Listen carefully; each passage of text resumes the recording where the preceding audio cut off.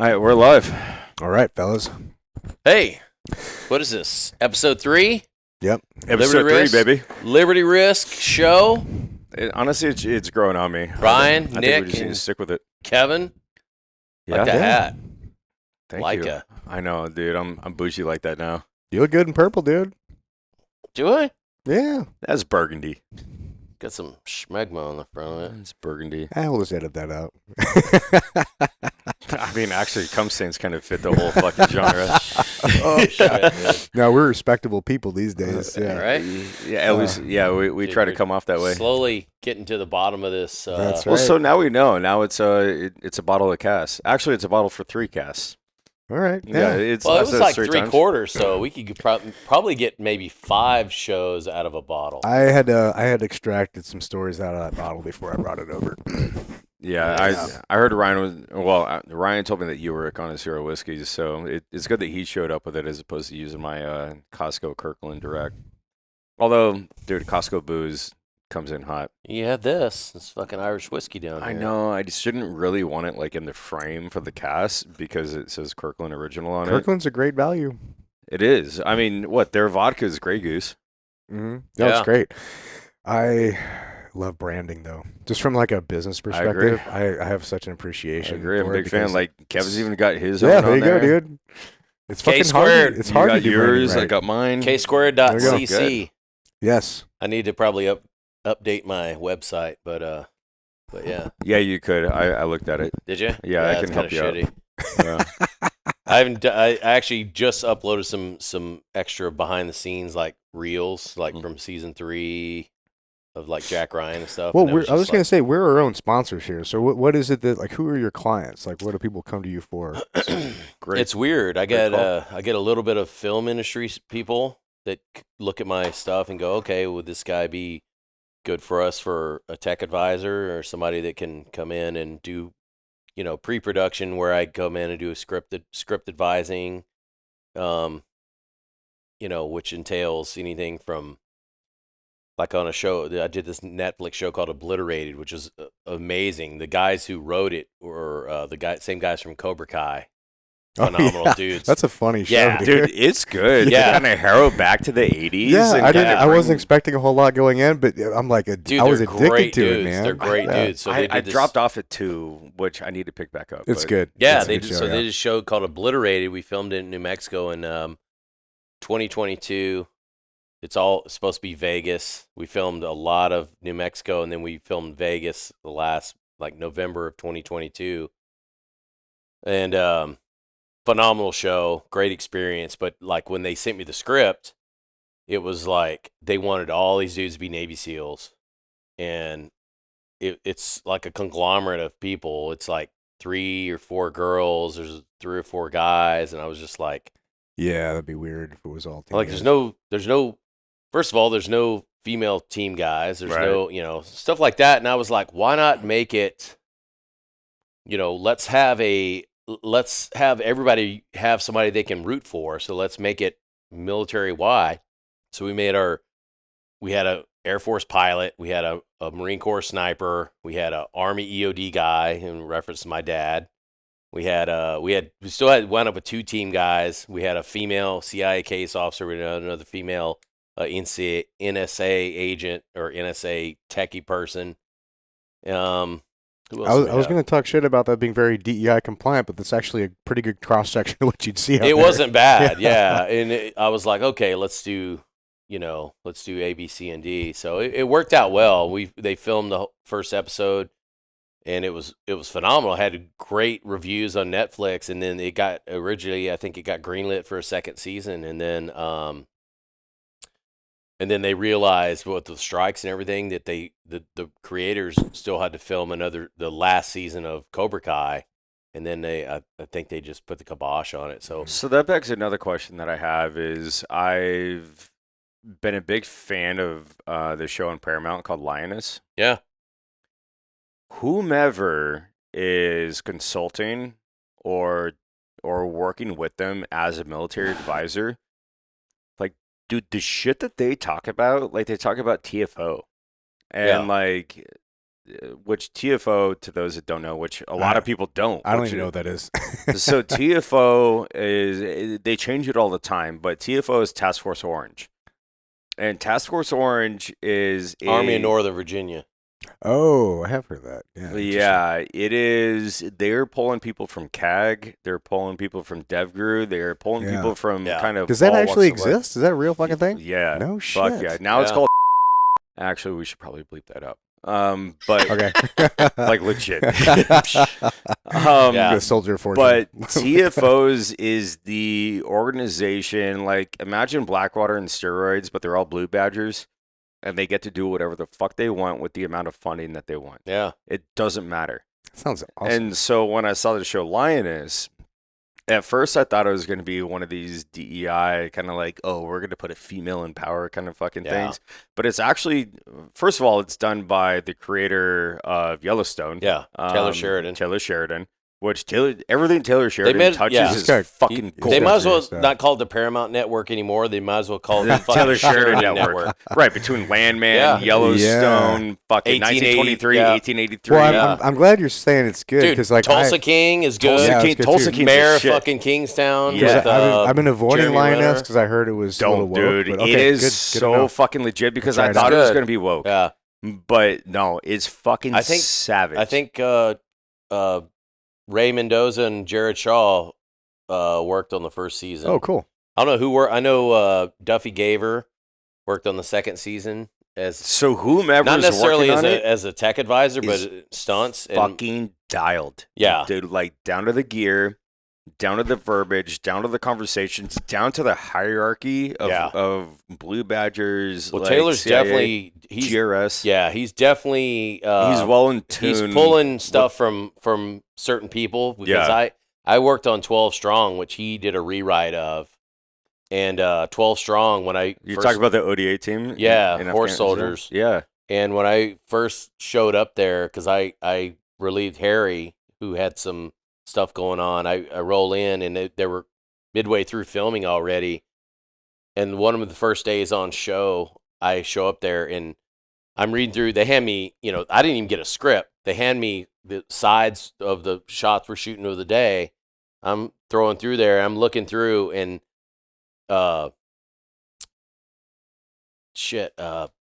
who's the guy? Who's the number one on the show? Chris Hemsworth.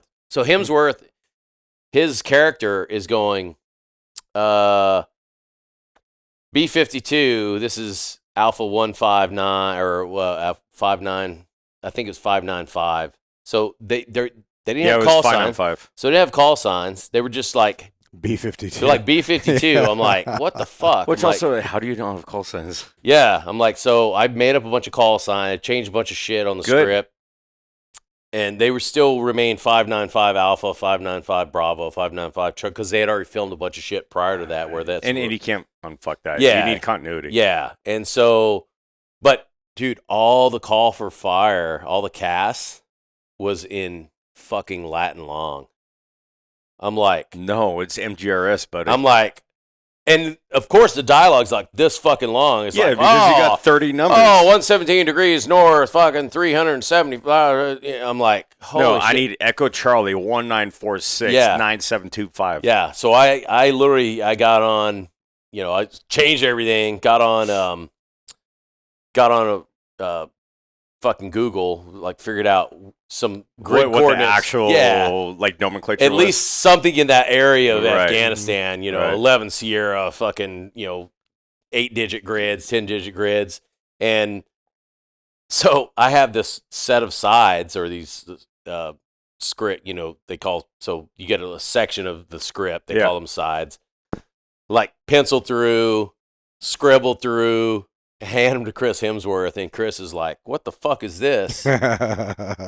Goes to Bruckheimer's like, hey, I literally sat through last night going through dialogue with my coach for like 2 hours because this was, he's Australian. Yeah. And so Bruckheimer's like, is this legit? I'm like, absolutely, it's fucking legit. So I made up I made up call signs for the B-52s using like Wookiee for Kavner and, a bunch of fallen brothers like Badger 08 and for That's awesome. trying to infill that. Trying to insert. Plus, I looked up stuff. I'm like, okay, what's a Mark I motto, fucking B-52 call sign? It's just like, Well, so that kind of begs my next 7-4 question. or some shit, like, even before we get into your story, like, I mean, if I'm curious, then I can guarantee that they're curious. So kind of run through with us what it's like to kind of work on a Hollywood production as a consultant and former SEAL and somebody that needs to interject in order to make sure that it's something that's digestible to the service members, right? Because I mean that's the first thing we call out. Like one of the banes of my existence is what's a fucking EOD movie? Hurt Hurt Locker. Dude, that fucking piece of shit won an Academy Award. Did it? Yeah, it won an Academy Award, and that is one of the worst fucking military movies that I've ever seen in my entire life. Have you seen a Team Guy movie? I don't even think I watched it all the way through. No, and it's hard to do it. Yeah. But so explain the importance of and without even gloating because you don't need to, but like your role in making sure that these movies are digestible by our community. Yeah.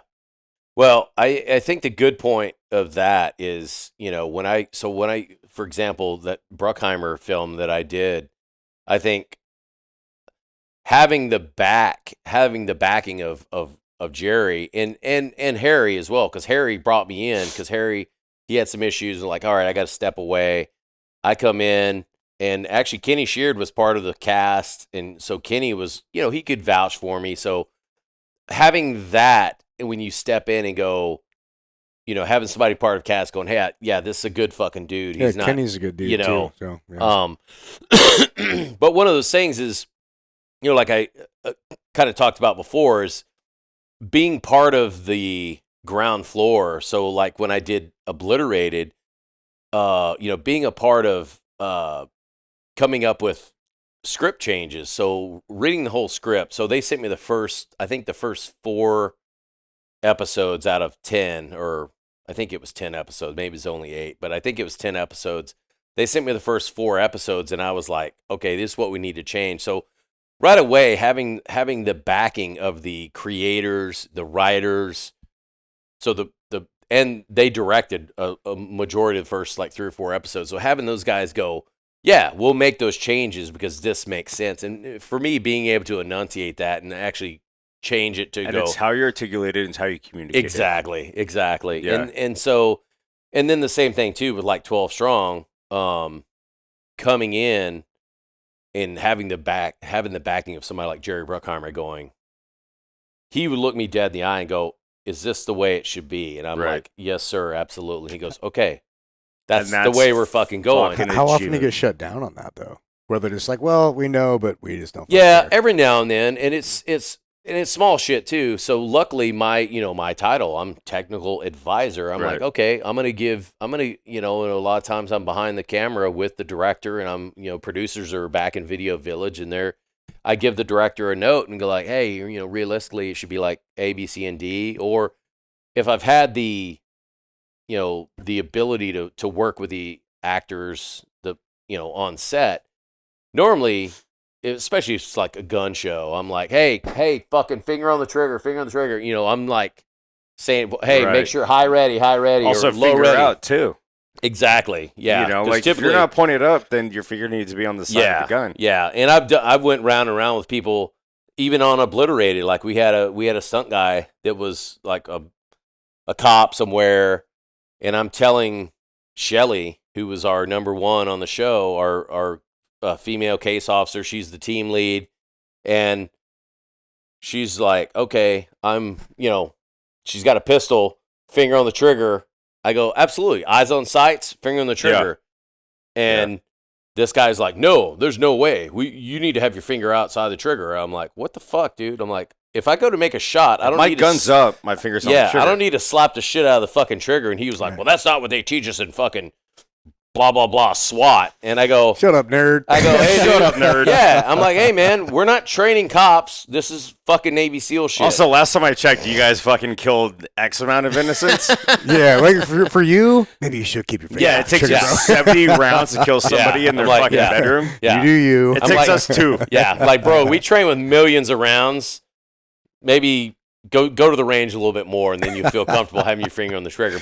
But in answer to your question, it's really setting the fucking stage from a producer level and even the director. If the director believes in me and I come in there like a Michael Bay is like, boom, all day long. We did 13 hours.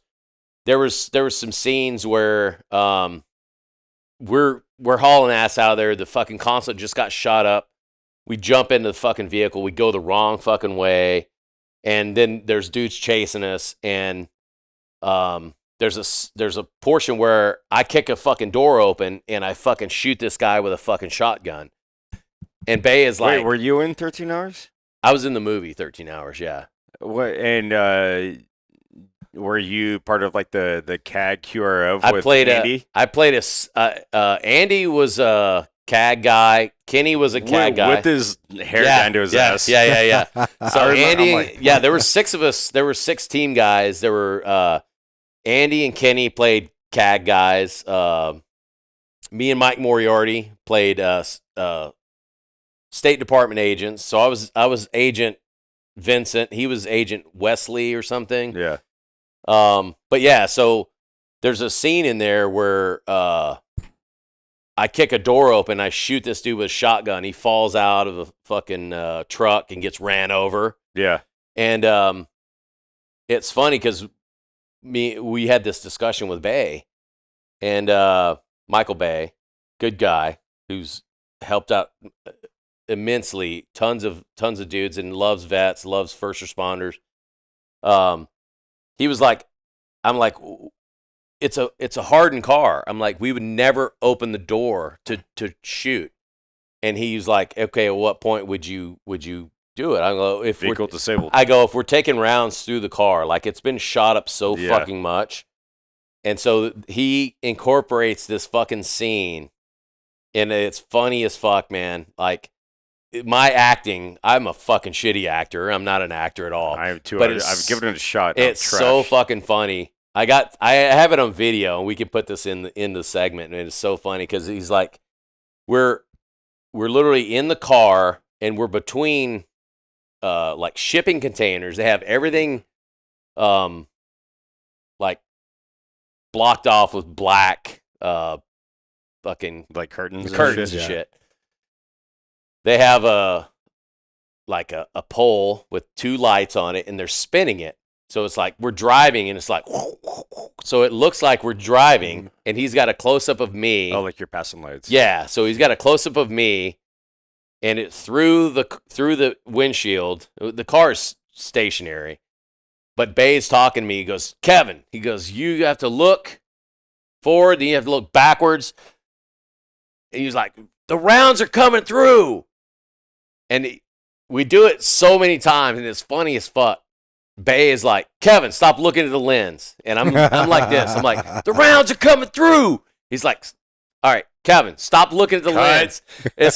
No, we just kept rolling. He's like, okay, look backward. And I'm like, the rounds are coming through. He goes, all right, stop, Kevin. It doesn't work if you don't look backwards. There's a car chasing you. And it's funny because Bay is a director, and he's seeing it from the director's monitor. and he's directing the shit out of me, man. And he's like, and the ultimate thing was like when it came out in the movie, it was like I looked perfect. I'm like, holy shit, I looked like I knew what the fuck I was doing, but it took fucking like 10 takes. Yeah. Maybe Yeah. not 10. Dude, probably like see, 5, but this shit is fucking fascinating me because of how, especially now that like you and I especially work in video production and Yeah. cinematography, like what it actually takes to like get the shot.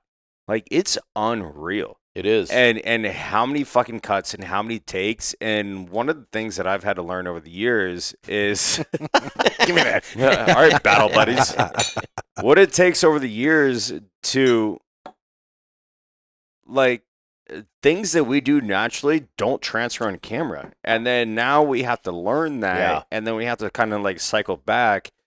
And my biggest fear is recycling the shot. Like, I love to try to be like first or second round go Yeah. on a shot. Of course. And because I'm like, nah, cut, reset. So what is it like to work on a production set, especially with Bay, and you're doing your damnedest, right? And like, you didn't go through acting school, Yeah. you know, you didn't do any of that. To have him be like, cut, because I feel like that would be like the worst like knife, like, no, you fucked that up. Yeah. And like, now you got to do it again. And also, every time that you rinse and repeat is Costs money. $250,000. It's a lot of pressure. Oh. Yeah.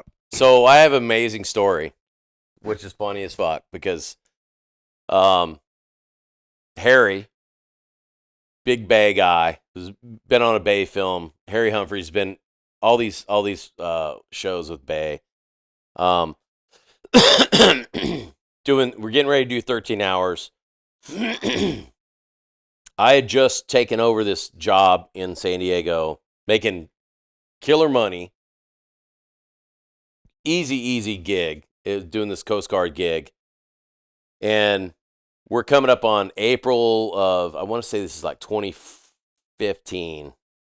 I've been out of the teams for like 2 years. I'd been just teaching shooting, basic shit. I was working on this TV show called The Last Ship, which Harry hates TV, so he's basically like, hey, this is your show. And I'd kind of been doing that. So he's like, hey, we're going to be filming in Malta, of all places. Like, Malta is in the middle of friggin' the Mediterranean. Yeah. It's between like Sicily and Libya. Tiny little island. And so mid-April, like 2015, I had a shit ton of PTO because I never took any time off for this gig. I'm like, hey, I'm going to taking like 2 months off and go film the show. We were there for like 4 months. So it was me, Mike Moriarty, Andy Arabito, Kenny Sheard, Yost Jansen, Harry. I think that was the 6 of us. That's a good crew, man. Oh, That dude, is it a was good awesome. crew. Yeah. Yeah. And so we go down there and start filming this. And, dude, it was phenomenal. Staying in the West End. I mean, it was like typical stuff. We all were on a SAG contract and stuff. We're doing security for Bay at the same time. We're filming and advising and all this other stuff. So it's like dual hat. It's like It always is. Yeah. Especially for guys like us. Exactly. So we're I doing learned that. security. I learned Yeah, it. exactly. And so there was a point where this is late in the game. Me and Mike Moriarty were running up on to Building C, which was this was in the story. The consulate had already been bombed out and shit. All the State Department dudes had fled back to the CIA annex, and all the people are starting to flood towards the CIA annex where all the GRS guys were. There's a point where Boone and Pablo's character Or on the roof. are on the roof, and they're looking towards what they call Zombie Land. Yeah. And Out in that goat field. yeah, so, and then you have Max Martini and Dominic. They're shooting towards there, and then those dudes open up, and me and Mike Moriarty, we're State Department guys, and we run in to frame. So we're framed up here. You got Pablo and Boone, which is played by David Denman. They're shooting out, and then Mo lands, and I land, and we keep firing, and we're doing like mag changes and shit. And so Bay looks at me, of all fucking things. Michael Bay looks at me and goes, "Hey, Kevin, here's what I want you to do. The B camera is up there. I need you to go up there. I need you to set up this shot. I want this lens on there, blah, blah, blah." And I'm like, check. So to preface this, I did Transformers 3, I did Transformers 4, I did Transformers 5. I did so those 3 movies I've done with Michael Bay. So he knows me. So he tells me this. What's the guy's name? Chris Pronto. Yeah, but Tonto. Tonto is So Chris Tonto Toronto. So Tonto is the code name. The loudmouth Ranger Bat Boy. So we have Boone Which and Tonto is up there. Pure for Ranger Of course, Bat Boys. of course. And I met all those cats. They came on set when we were filming there, and good dudes. Pronto's a good dude. Yeah. I've met him a couple times. Yeah. Solid. So we're filming, and he tells me to set this up. So of course I go up there. I talk to the B camera operator. I go, hey, this is what Michael wants. He wants this lens. We're gonna run into frame. Blah blah blah. And the guy goes, well, we already have this. I think he wanted like a 24. He wanted a wider lens. He goes, well, you have a 35 on there. I go, yeah, Michael wants a 24. He goes, we already have the lens on there. He's like, let's just shoot it like this. And if Michael doesn't like it, and I'm like, hey man, I'm just telling you what he fucking told me.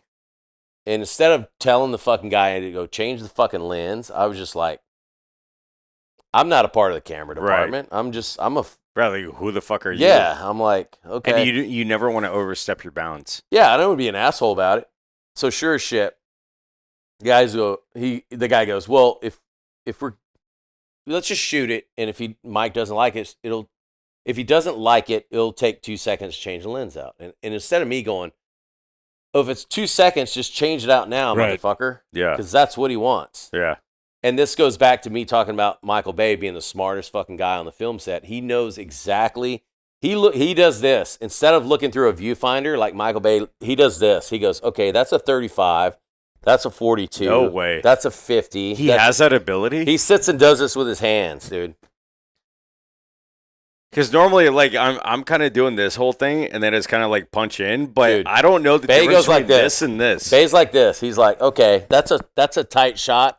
I'm going to shoot a 50. He goes, well, maybe if I scoot back, that I could do an 85 there. I'm sitting there watching him on set. This is before I even went to film school. So I'm sitting there going, holy shit, this guy is...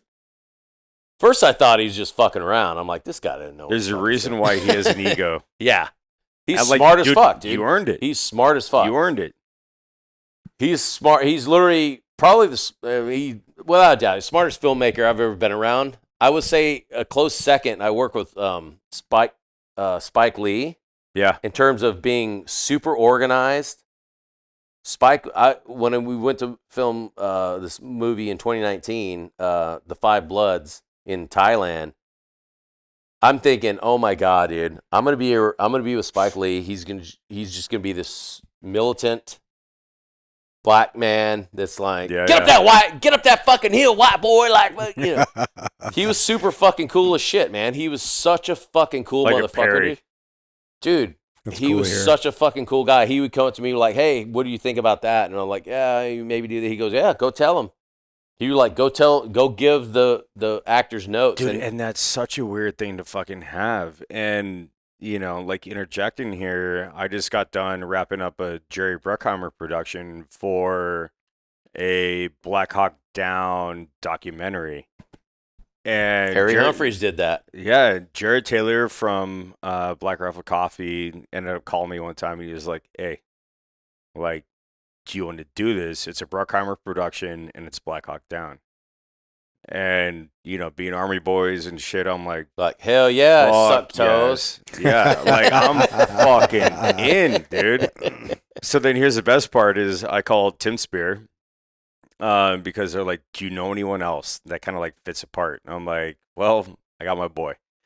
So Tim and I go up to LA. We go through wardrobe, and dude, that's awesome. And we're working through just skunky ass like DCUs, like the old school, like tan, like tricolor, Gulf or even War the fucking shit. Chocolate chips. It wasn't the chocolate chips. It was post chocolate chips. Yeah.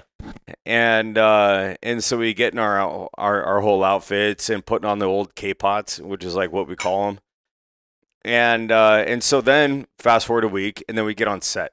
Right. And so we get on set, and they wanted me to play Delta Sniper.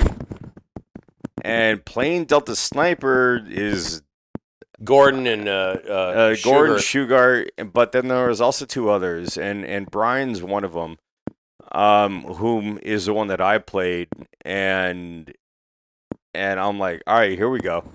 And so I had to shave my face and everything, which my wife fucking hated. But I get on set and I realize that, all right, so there's two different levels of production with Jerry Bruckheimer. There's Bruckheimer Productions, and then he has his own other documentary studio, which is actually based at the UK. No shit. So the UK fucking has no clue about our shit. So they wanted me to play a CAG dude. So for those of you that don't know, CAG is Delta Force. But CAG is an acronym, as every military thing is, and it's Combat Applications Group. And so CAG is the Army's level of like a Tier 1 asset along the same lines as DevGru or SEAL Team 6 or DAMNEC, whomever you want to call Tier 1. And JSOC. so they throw me up there with a Mark 18, which is an 8.5-inch barrel fucking M4 with a suppressor on it and a fucking red dot. And I'm like, I am not a sniper with a suppressed Mark 18. Yeah. And they're like, oh, okay, hold on. We got the sniper rifle. And so they're asking for the sniper rifle. And then we got the sniper rifle. And like, yeah, it's true to terms. It's an M14, but it's with iron sights. Like Saving Private Ryan style. Legit. Which actually, I got Saving Private Ryan's fucking legit rifle in my closet. Do you? I do. I think's gangster. I Looks do. good, I yeah. can even pull it up. Like the fucking Oh, the yeah. one Barry Pepper? Lee Enfield. Nice. Fucking OG to terms, and actually sidebar. Shooting a But lefty. It has two of the stamps. That's so rad. as opposed to engraving anything, they used to just like wooden stamp your initials to whomever was issued on the stock. And it has two of the sniper's initials that were issued this rifle, the Lee Enfield, 1903 or 1913. Don't quote me on that. But I have it, and it's like true period of peace. I even had to look up the serial numbers, and it went into Germany in 44, and it came out in fucking 48. Dang. Like, I can only imagine how many krauts that thing fucking whacked. Got some stories on that rifle, man. So, either way, back Don't to get on the Ouija board with that shit. I know. Well, actually, I'm in. Or do. Yeah, I'm in. Next show. So I'm on this Black Hawk Down production, and it's with a bunch of Brits, and it's me and Tim, who's a former SEAL, and then a bunch of other fucking Air Force and like Marine nerds that were probably just like turning the wrenches. Which Combat honestly, dude, camera. like they were great guys, like they really were. But there was just a whole lot of things that like weren't really adding up as far Yeah. as continuity. And I think that a large majority of us, at least the three of us in this room, can agree that Black Hawk Down is maybe one of the most accurate war movies ever made. Yeah. And so I didn't want to do Bruckheimer wrong. I think And- a testament to Harry as well. And they made that, not to cut you off, Was but he on that? Harry was the tech advisor. Oh, They actually yeah. made him associate producer. I think that's one of his first associate producer credits. He wasn't there for this one. No, I mean, I'm on saying the original. No, I'm saying Black Hawk Down. Black Hawk Down. Like, Yeah. like that's why it was such a fucking great production. And hearing stories from him about that. But And go like, ahead. dude, me and fucking Tim were just like, dude. And like, even Tim was like, you know, as a team guy, like looking at me and he's like, is this right? I'm like, no. But you never want to be that guy on Yeah. set that's like trying to dictate shit or whatever. Like, dude, I'm making fucking bitch pay, Yeah. you know, trying to do this whole thing. So finally I was like, this ain't going to check out. So I walked up to the director and I walked up to the producer and I was like, guys, like, do you mind if I kind of speak to you on the side? I was like, yeah, sure. Sure, mate. And so I was like, guys, please, please, please don't take this wrong. But like, some of these things are not, like, they're not checking Yeah. out. It's weird too because you don't want to throw the fucking prop master or the At armor all. under the fucking At bus all. too because it's like, Right. Because then you're PNG'd. yeah. Like, you're exactly. blacklisted. Yeah. And I was like, dude, I'm not trying to do you guys dirty. However, like, me and my boy, like, dude, we fucking did some shit. You know, like, we did some tours. Like, we know this realm really well. And this isn't just, like, how we would do it.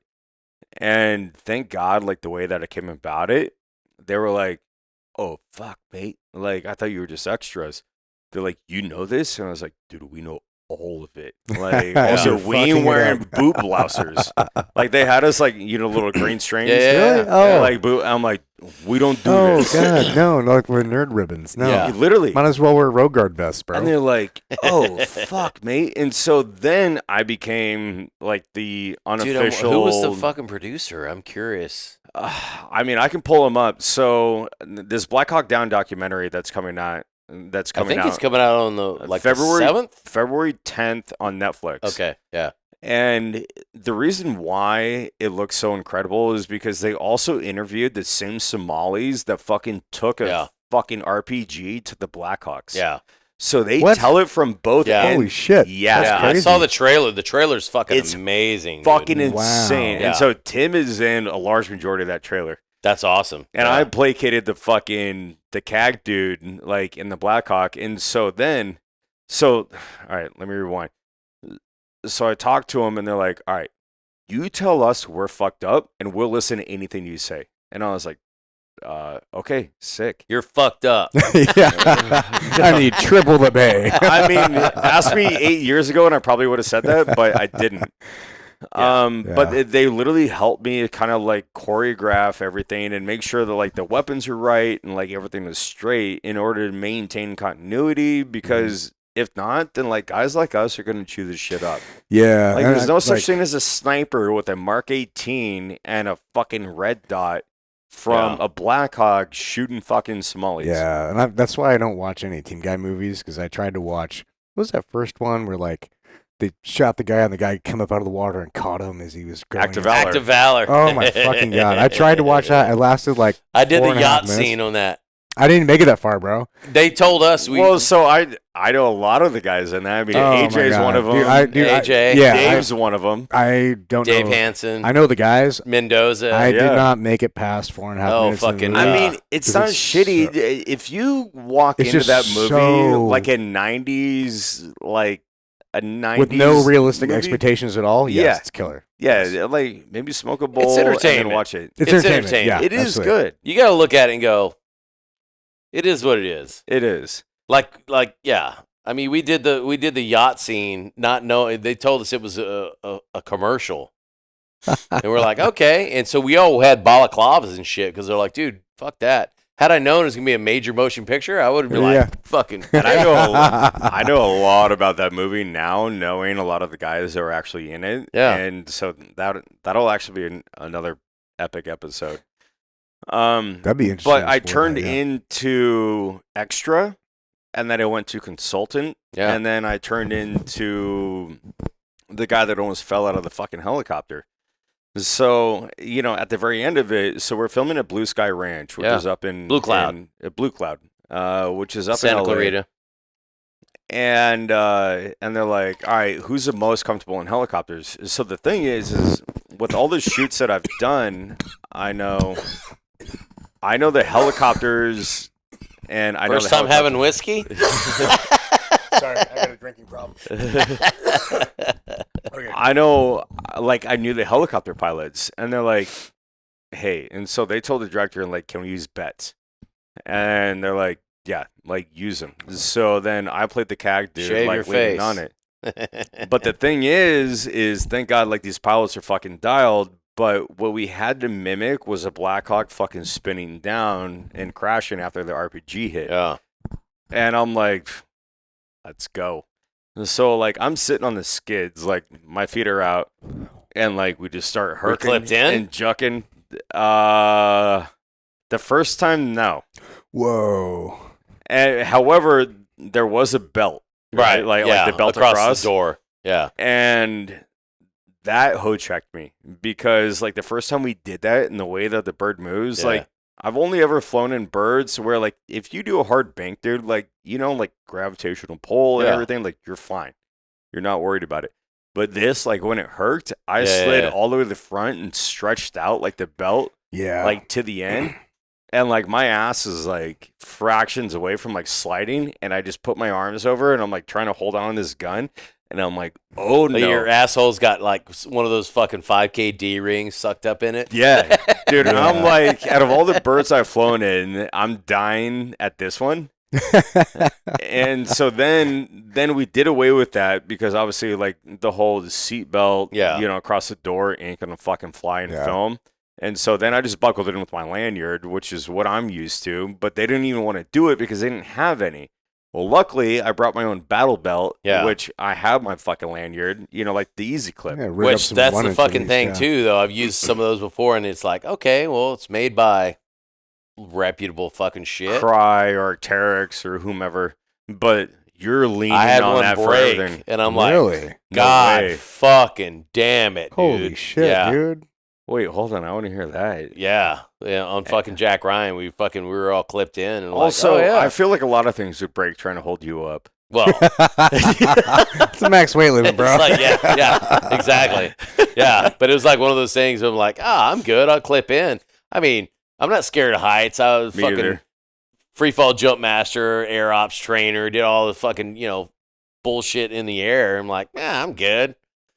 Fucking- Yeah, but I'm like until- standing on the fucking skids, dude, like leaning out, and all of a sudden this thing fucking pops, and I'm like, good. I'm like holding on the fucking handle on the Dang. door. hand. Yeah.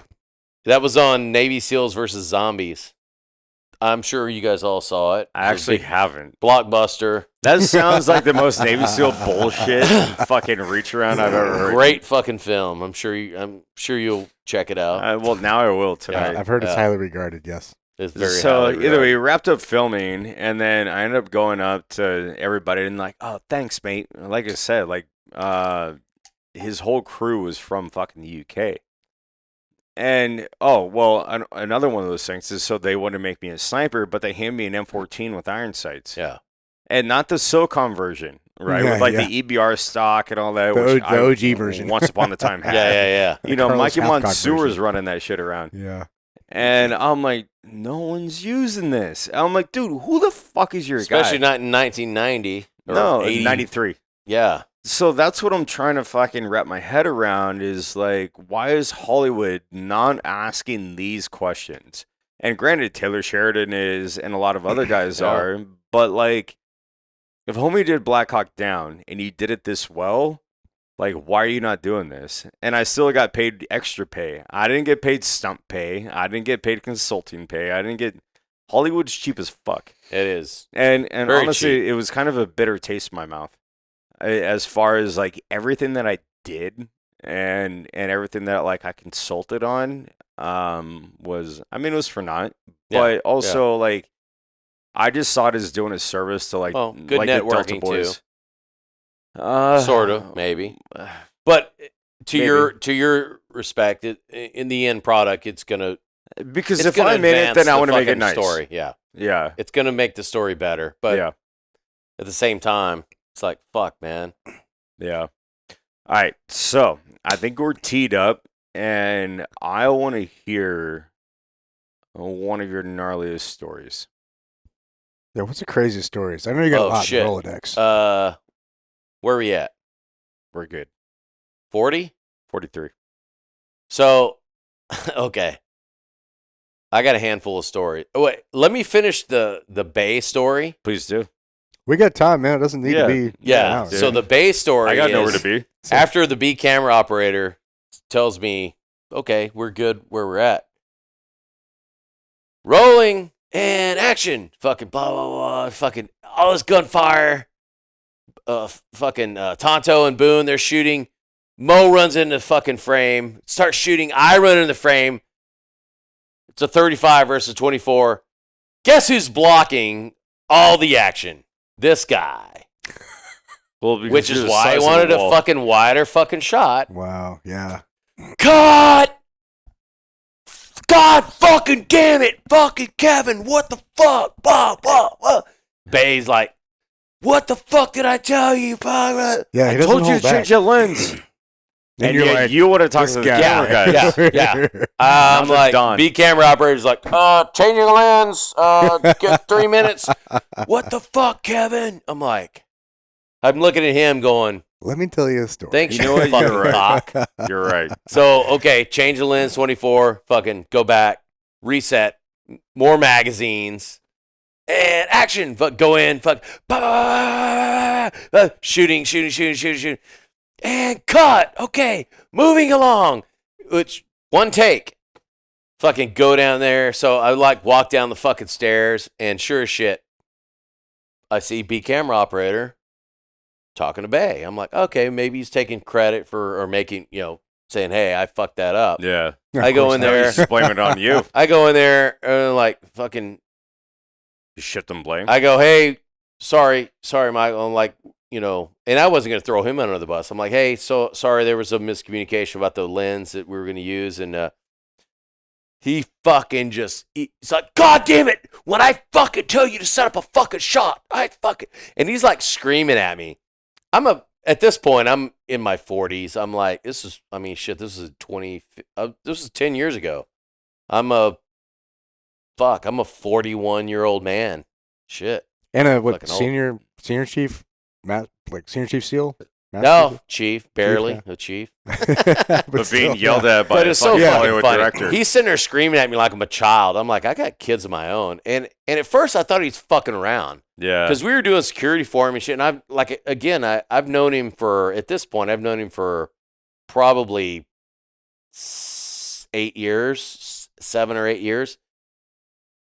He's screaming at me, when I tell you costing thousands of dollars worth of this, and I'm looking, and Mo walks in, and Mo's one of my best friends ever. I'm looking at Mo, and he's looking at me, really each other. So we start to make each other laugh. I start to grin, and Bay is like, and you're sitting there with that stupid fucking grin on your fucking face. And he's got a megaphone. He slams it down on the fucking ground, and it fucking busts into fucking shit. And he storms off. The whole fucking cast and crew just erupt into laughter. They erupt into laughter. They erupt into laughter, and we're all like, "What the fuck, dude?" And we're like, "Well, that is fucking insane, dude."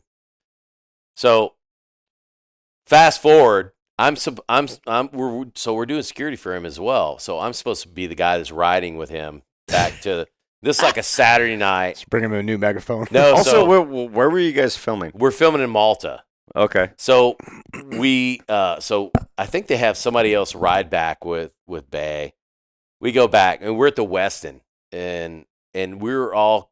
I think it was the end of the week because the whole camera crew, everybody's there. We're boozing up. It's like because we're working nights, so we get done. It's like 3 in the fucking morning. Yeah.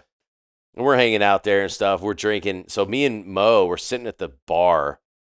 We're getting some drinks and stuff. And Mo looks. He goes, "Hey, is that fucking Bay?" Like Bay's walking towards us. Like way the fuck off. It's a huge 100 fucking yards. hotel. Like probably 200 yards away. Yeah. He goes, "Hey, can you give me a Heineken real quick?" And so the bartender's like, "Yeah, here you."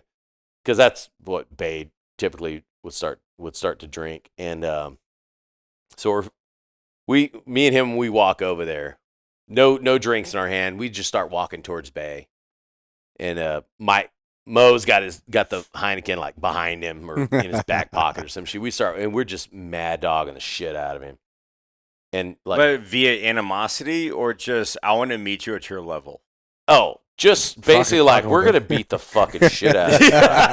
Okay. You're talking down to us, you fucking prick. Yeah. And we're walking towards him, and Bay, he starts looking around, and he's just like, guys. It's probably like, this is my security. Like, we start I closing. need security for my security. Once we start closing the distance, we're not saying anything. He's like, hey, guys. He's like, what's going on? He's like, look, guys, we're just, I'm just trying to get a movie made here, guys. Like, you guys don't understand. You're like, and he's kind of like, listen, guys, listen. And we were like, what's going on? We like start slapping hands. So we hand him a Heineken, and he's just like, yeah, I know you guys are fucking around. Yeah. Like, but it was fucking hilarious, dude. That's a good negotiation there, dude. Yeah. It is. I mean, honestly, you kind of need to hold Hollywood accountable, and also, I mean, I can almost bet that you earned a shit ton of respect because of that. Oh, 100%. 100%. Because, like, you don't talk to me like that, dude. Yeah, and how you react to things matter. And I think that's the perfect way to play it, though, where you're like, accentuate your position and highlight your importance without having to say anything or have Yeah. any conflict. It's only you guys that know. Yeah. And he knows and you know. It's like this you create a perfect situation for this unknown like conversation, this unspoken conversation to happen. Everybody knows like, okay, yeah, I'm not gonna fuck with you anymore. And like we'll take care of you. No big deal. Yeah, 100%. Yeah. And again, like I say, like Bay has been great to so many team guys, me included. You know, phenomenal guy. I'm curious that our wide cam stopped recording for some reason, but Is that the red square is? Sorry, we can. Oh, that one. We Yeah, can that's still fine. utilize both. yeah, Ah. that's fine. Yeah, we're fine. But so the other story I was gonna tell Go for it. was Let's get into it. I'm ready. Yeah. One of the weirdest things ever. And the reason I had this Alibaba tattoo on my arm, so we're in Iraq. Alibaba. Wait, hold on. Alibaba. This Oh, one, yeah. This guy. Okay. Which So the I think, scimitar sword and everything? No, well, that's this one, but this says Alibaba. But what's that? Yeah, all right. So the funniest shit, 2003, Iraq, you know, we roll in, we're at Camp Jenny Posey. Our camp is, at the time, I think we had Delta Echo Fox. At some point, they sent Foxtrot down to, they were rotating platoons. So they would send Foxtrot down to like Bahrain, and then they would send Echo, then they would send Delta. So they're rotating 3 platoons, and then our platoon was like the mobility platoon. So it was like me, Tage, Tommy Crimmins. Tage is an animal, man. Yeah, dude. Drago was in our platoon. God, dude. Because we had the Polish Grom with us. So the Grom were The Groms in our, are no joke. So the Grom were in our camp with us. So we were driving for them as well as the platoons. Well, hold on. I think there's a side note. Like, can you explain Drago for a second so people understand, like, this Please. motherfucker? Because he is a whole story unto Oh, himself. shit. So he's Yeah. a team guy. He came, I mean, he went through buds before I did. He was in like the 190s, I think. Tom Dizeron? I don't even know how to I'm pronounce fucking his it up. last Yeah. name. Jazurian or something Yeah. like that. But Everybody it's just calls him Drago. Drago. Great fucking dude. Yeah. He rolled in to our platoon in like mid 2003. As a new guy? No.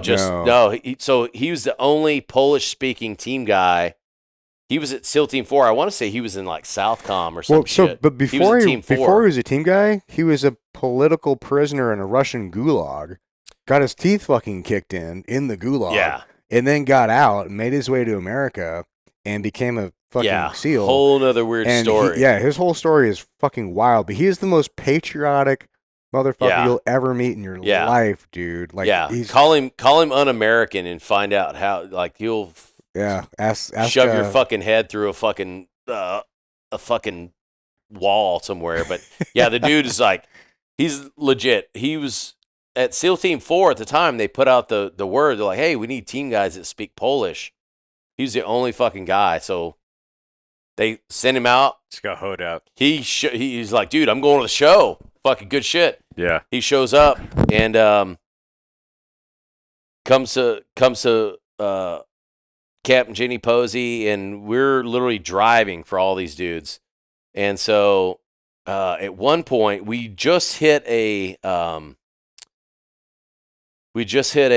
target. We were hitting like multiple targets, which 2003, man, the fucking getting was good.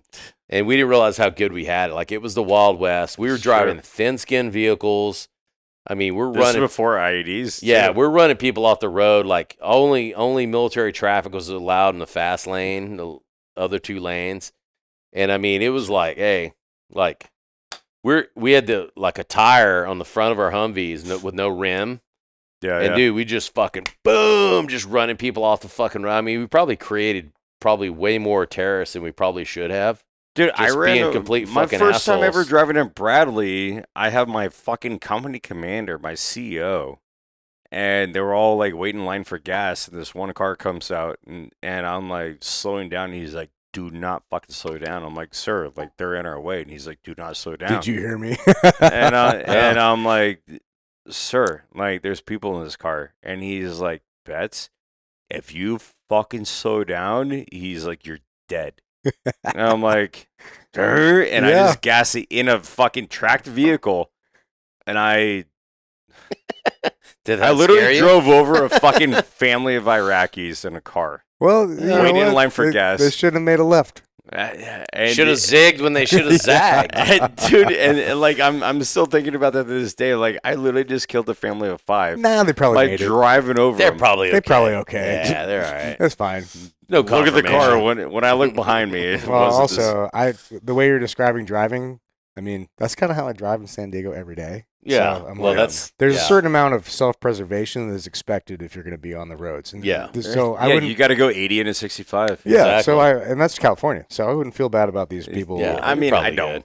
I don't lose sleep over it. Well, they definitely made it out too. They're sure. Fine. Yeah. All right, carry on. So, dude, just hauling ass down these fucking roads. We did not stop. I mean, we would go on the wrong side of the road. Oh yeah.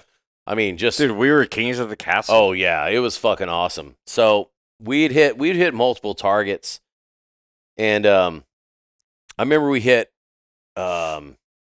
just hit a target. We come back, and this was, I think, before General Order Number 1, when they were like, "Hey, you guys can't fucking drink," and we're like, "Fuck you," which is the good thing. The beer warehouse was right by the Polish embassy, so we were like, "Oh, the Poles need to go to their thing." So we roll over there and like load up the truck with all the fucking booze and shit, which all the fucking dinar that we grabbed from all these targets that we hit, because they just had a shit ton of money, which was useless at the time. We try and turn it over to the agency guys. They're like, it's not worth shit. I mean, literally like Vaughn's shopping bags full of fucking like 500. But a gold MP5 goes a long ways. Yeah, those are nice. So I just remember being in the fucking. This is the first time I remember how much this political, religious bullshit. We'd go over to the warehouse and load up shit, and we'd have people that are loading our Humvees with beer. They'd come over there and be like, Sir, we're all Christian. We're all Christian, no Muslim. I'm like, cool, good for you.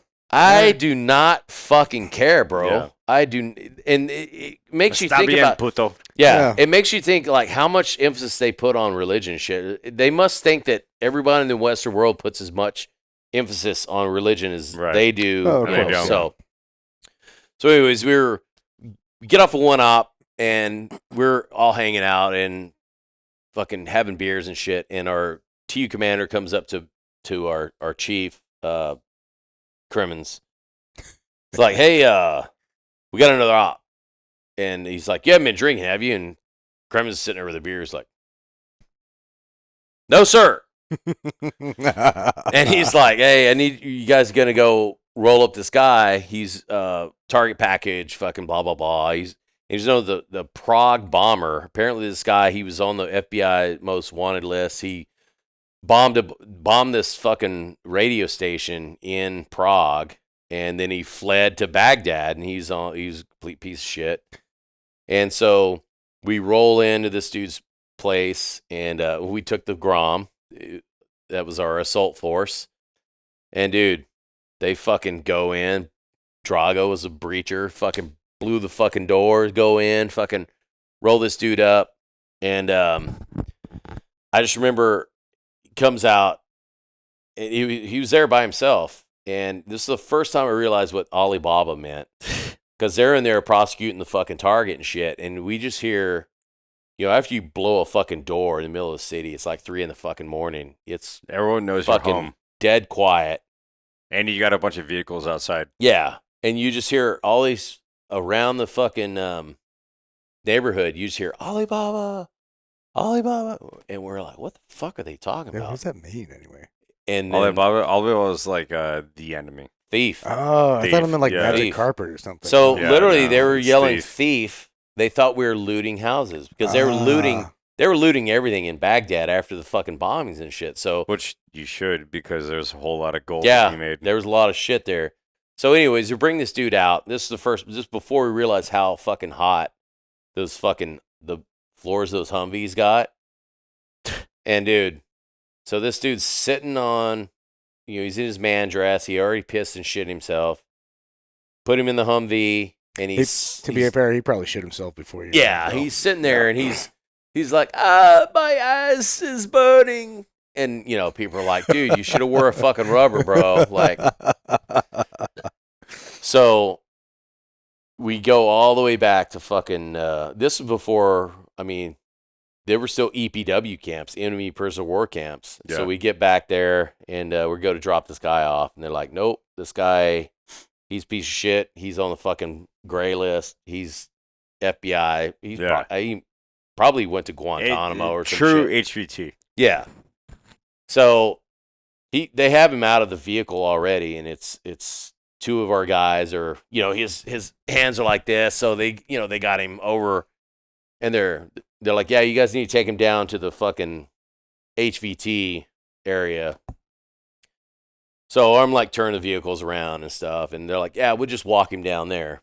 And so, and initially he had flip-flops on, or his man chocolates, and he must have lost those, so he's sitting with his feet on the floor of the Humvee, which we realize how fucking hot those motherfuckers got. So they're walking him down, and he's kind of walking, kind of dragging, kind of whatever. So they turn the Humvees around. So I start walking down there after him, and I'm seeing footprints. It's dark, it's at night, and I start seeing footprints. I'm like, oh, he stepped in water or something. I'm like, huh, that's weird. So I get close to him, and I'm like, oh, weird. He's got a piece of rigger's tape, like a what do you guys call it? 40-mile-an-hour tape or whatever. 100-mile-an-hour tape. He's got a piece of tape stuck to the back of his foot. We get close to the where we got to drive him off. I walk up, I step on it, fucking rips off. Oh my God. He starts screaming like a motherfucker, dude. Oh, apparently it wasn't a piece of tape. It was a flap of his fucking heel. Oof. It rips off his fucking foot. I was like, and he fucking screamed bloody fucking murder. Yeah. Dang. Well. Sorry, sir. Yeah. So they drag him in. They put him by the fucking, by the front gate, and they're, ringing the bell, and they come out and like, guys, he's bleeding all over the fucking place. And they're like, look at us like we're a bunch of fucking savages and shit. Was this an annex or a cop or a fob? It was on buyout. It sounds like an annex. Well, it was on buyout, but it was like a SOCOM annex. Yeah, it wasn't TF-20. It wasn't the. It wasn't. Was it Gucci? Yeah, it was an MP battalion that were taking all these fucking shitheads. Yeah, and they came out and they're like, which interestingly enough, we actually when we went to TF-20 another time when we had Saddam's brother-in-law, he spit on Drago, and Drago literally hucked this dude like 3 deep into a row of concertina I heard wire. about Dude was that, like, yeah. Wait, you guys did that too? Yeah. And literally they came out with bolt cutters like, you fucking assholes. Dude, we're like, our dude, POWs, we would have a backhoe like dig out like a big ass fucking probably like 13 to like 15 foot hole, and we would just dump like old C wire like into it. With C wire is concertina wire. Yeah. And it's literally just fucking shiny razor blades. Oh yeah. Yeah. And as soon as we would get a fucking guy, we'd just be like, there's your room. And like push him in, and they're like, no. And they'd fall into it. Because like, dude, we don't need to handcuff you. We don't need to do anything. Like, you're just going to fucking lay in C wire. Because the more you move, the more it's going to hurt. Just stay there, buddy. Be quiet. Yeah. And then we would go in with like full like leather gloves, looking like we're about to like fucking help a cow give birth. And then we would kind of like lift them up, and then we'd hand them off to the Iraqis.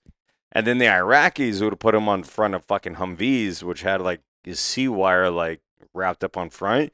And they would just like strap him down like fucking Jesus, dude. Like Fury Road. Yeah, and they would just fucking drive them all into wherever they went. I don't know where they went. Although I know a lot of them didn't go fucking anywhere. So there's a lot of fucking POWs that we took. and we're like, we'd hand over the Iraqis, right? Because this is right where the whole like hearts and minds and like let judicial system of like the Iraqis like kind of like run its course. And so we'd hand them over to fucking either IA or IP. Yeah. And they would just literally take him out there and just like put him on his knees, like douche, Huh. and just fucking put it around the back of his head and just Dang. literally just leave him there. And then like the dogs come over and they You're like, start eating motherfuckers him. wasting our time. I could have done that 2 hours ago. Yeah, I'm like, dude, what the fuck? Yeah, like like- this could have been so much easier. Yeah. Thanks for telling us. Like now I got to put a fucking dude on like POW guard. For those of you of the softer persuasion that are listening, statute of limitations is way up and all the shit, and we're just speculating. Plus, this is scripted. We're Yeah. just kidding. You were just kidding. Yeah. And also, last time I checked, I think we were giving a couple $1 billion a month to Afghanistan and the Taliban. Yeah, they're So- fine. Thanks, Yeah. Obama. Either way, fucking daddy's in office. So fucking check us.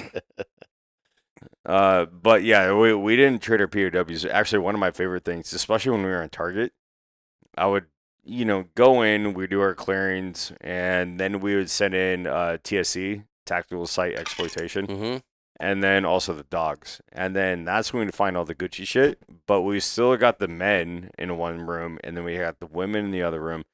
And the men we would just like use like pantyhose. Oh, this is a great story.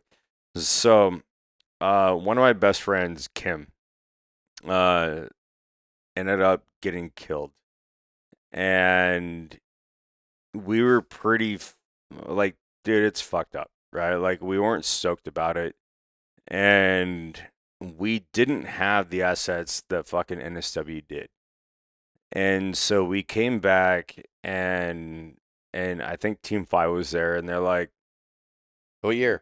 this is 07. And they're like, how'd the op go? Ramadi? Ramada, yeah. Yeah. So we were in Cop Corregidor. Yeah. I was in Hobby. Yeah, and then like you had Shark Bays and all that. And so the team guys asked us like, hey, how'd your op go? Like expecting kind of like a joyful, whatever, and we're like, not good, dude. Like we lost one. And they're like, wait, what? Like who? And I was like, it was Kim. I'm like, they all knew Kim, dude. Like Kim was just kind of like the like happy-go-lucky like Asian fuck that everyone loved. The shitbags never die, dude. It's always the fucking Never. guts. It's always the fucking studs. Never. It's probably why we're alive. And so we told them that it was Kim, and they're like, let us help. And so they utilize NSW assets, and they ended up figuring out like who the fuck actually shot this guy. Shot our boy. And they're like, all right. That's And awesome. so they came to my PSG with the package. All right. And they're Oh, like, shit. There you go. here you go. They're like, this is your guy. Get them, boys. And I'm like, are you sure? And they're like, yep. And like, also, you've been outer cordon for us the entire time. This is your mission. That's Like, cool. we'll support you. We'll do outer cordon. We'll give you everything, right? That's really So, cool. like, they gave us fucking, like, Gucci-ass ammo. We're normally rocking green tips. They gave us fucking Botail hollow points. Yeah. They gave us Black fucking Hills. javelins. They gave us fucking toes. Yeah. Like, dude, they gave us everything. And they're like, we're here Get for them, you. boys. That's awesome. Dude, this is why I love the fucking team so much. Because, like, that one rocked me, dude. Like, me and Kim were fucking, we ate dinner the night that fucking together, like, Fuck, Kim and I, the Yeah. night that Kim died. Night before. God damn. And I still got photos of Kim, like, that night. And that we were doing this fucking op.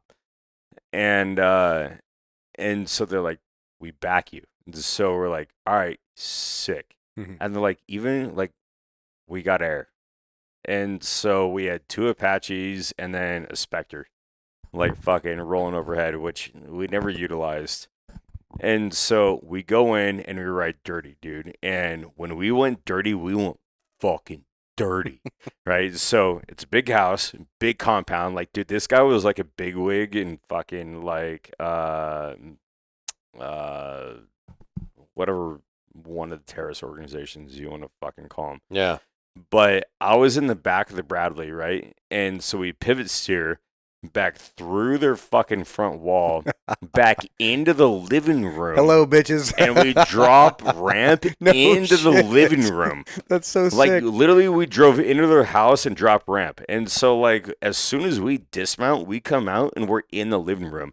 Can you imagine sitting in your living room and a fucking Bradley backs in there and dudes come out And then You're a like, "Oh my fucking God, ramp comes bro." down, and then fucking A 10 dudes barrage come of out. fucking Yeah. gunfire. And we come out, dude, and we were fucking full of fire and piss. Like, dude, like Oof. we wanted nothing but blood. Mhm. And so we come out, and we were at that point, and especially in Ramadi, like, dude, we weren't as good as the Team Boys. We weren't as good as fucking anyone else, but like we were so used to like CQC, Yeah. like we were in it. Mhm. And so we fucking hit every room, dude, and like just tagged it. And so we get every room, then we go upstairs, we tag every fucking room, we start bundling up like the fucking dudes, we get all the women, put them in separate rooms. And so it's like me and my squad leader, and we're like sitting there, and I fucking finally light up a cigarette, thinking that we're kind of done. And my squad leader looks over and he's like, have we taken that room? Ooh. And I'm like, because you leave no doors closed. Yeah. Right? Right. Like doors are open, chem lights, fucking the full shebang. Yeah. And I'm like, no. And he's like, stack. And I was like, Raj. And I go, dude, I'm a fucking 249 gunner. And so Like, it's "I just got this." literally me and my squad leader, and we fucking stack on this. And he's like, ready? Yep. Boom. Open it up, and we go in, and I'm white lighting it, right? Like nods are up, and I'm white lighting it. And this fucking Iraqi dude is just beating the brakes off his wife. Keep in mind, we backed a fucking tank, an armored personnel carrier inside of his house, and he's still beating Just the raw guts off dogging his it. wife. Did you let him finish or? Fuck no, dude. So I go in, and my squad leader comes around me, and he's like, what? And we look at each other. We're like, I don't even know what to do. And he's like, get him. And so I Wait, was. did he stop or like? No, did he just- no, fucking no, Oh my no God. stop. Did he see you guys? You look up? Yeah, dude, he's looking over. Oh He's my doing God. this. Like he's Wow. like looking at me. One more time. And so Maybe he started when he heard you come in. I It's just- like, I'm gonna get it one more time. He's like, dude, dude, so yeah. I take my last ass I'm gonna get ever. oh no, literally. And so I take my 249 and I look at him. He's like, get him. I'm like, boom, and I just like muzzle check the fuck out of him, right? So like right there, and like Oof, immediately ouch. like I knock him out. And then Cookie now, cutter to the forehead. now his fucking wife's laying there, like fucking, what just happened? So I grab her like by the back of the hair, and she's like screaming, and then Yes, yeah, no, yeah, Oh, no, she was out, No, out. yes, no. And so we separate them, and we put them both in different fucking areas, right? So we separate the males from the Sharmuta. females. And I go in there, and I sit down next to him. So now we got the dogs in. Now the dog's pinned on what we couldn't find. Like, we did a full TSC at the house, and we couldn't find a gun. We couldn't find a rifle. We didn't do anything, but we did the whole. Did you guys ever have the bats and hide system? No. So it's like this massive computer where you're like you read retinas and then you do fingerprints and everything to try to put like potential Dang. terrorists in the We had the database. bio, what do you call it? Bio.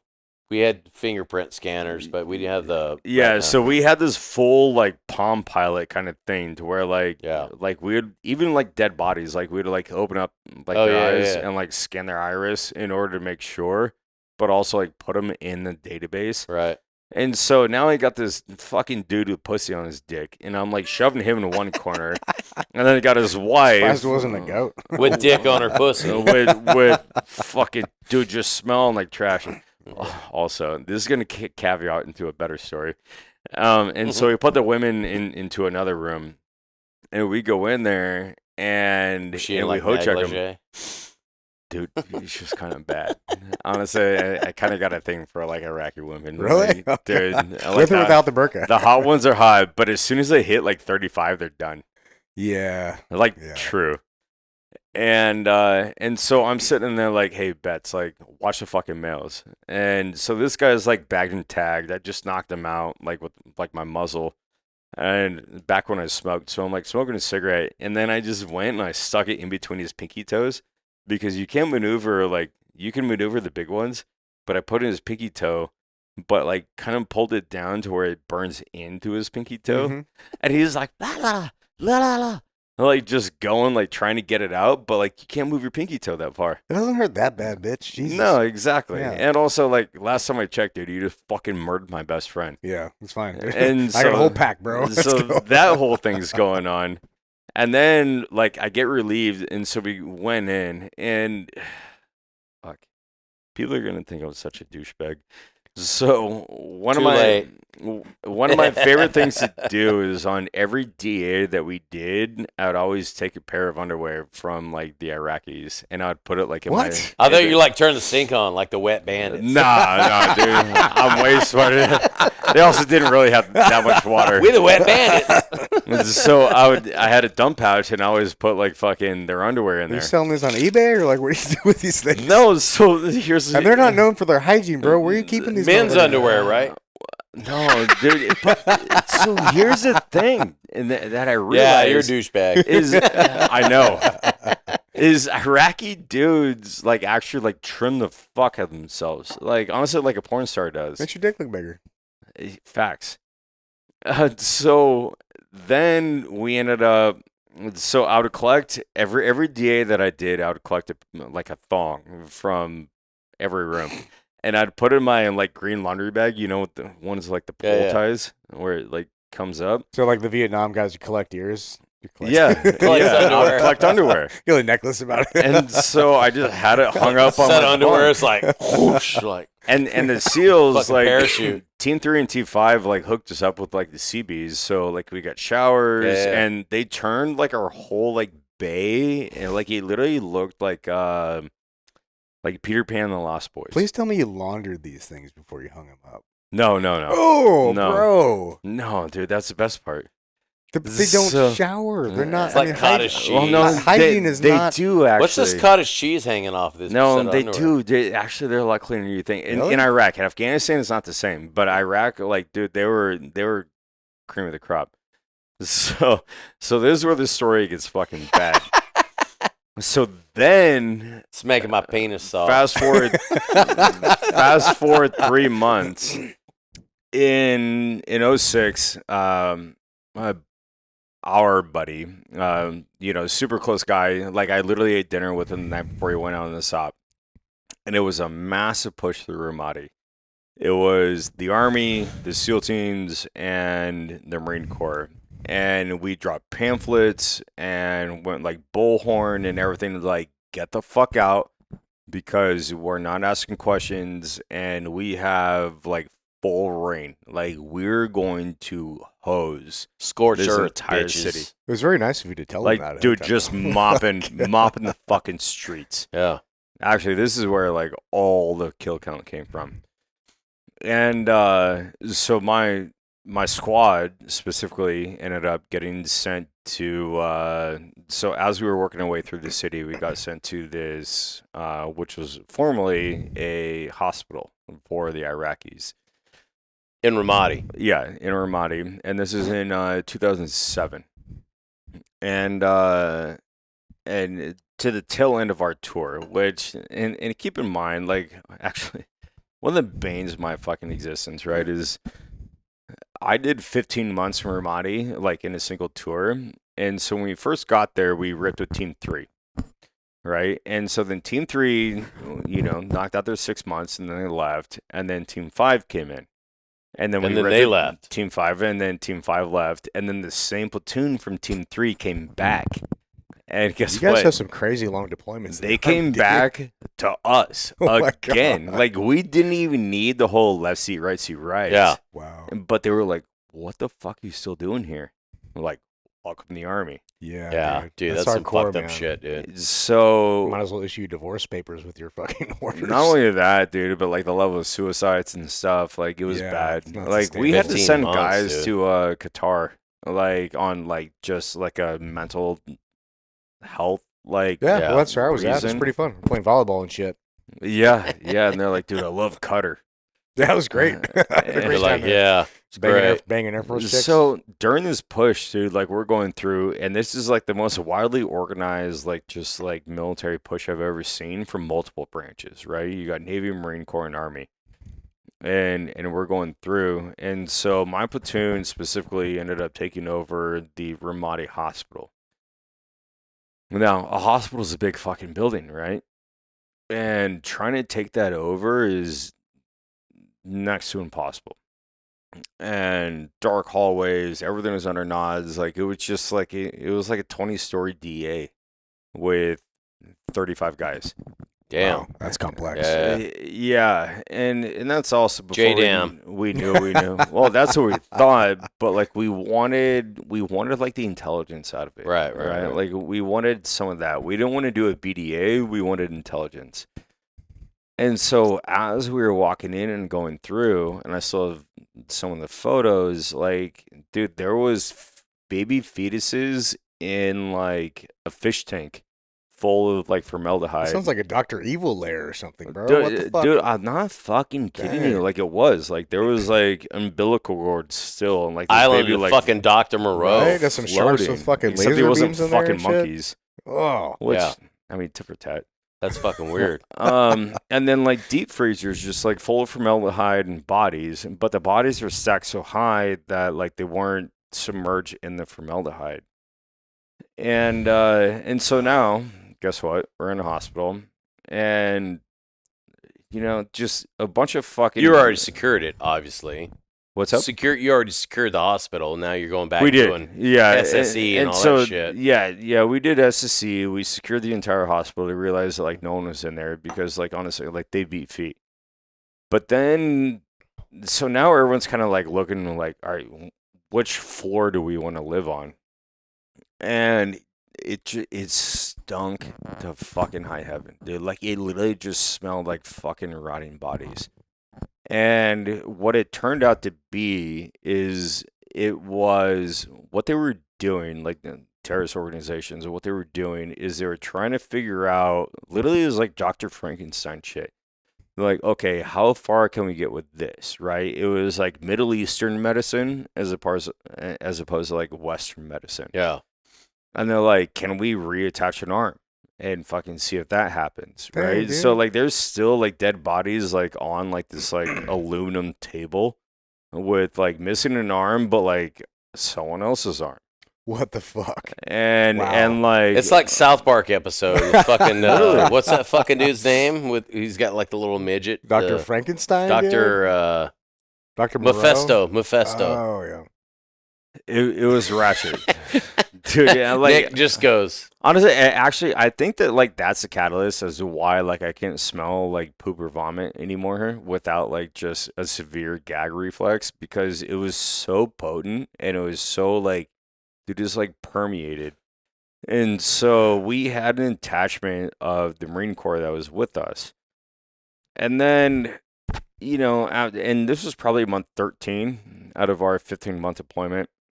And so we had a lot of Dude, that's guys rough, bro. going off the rail.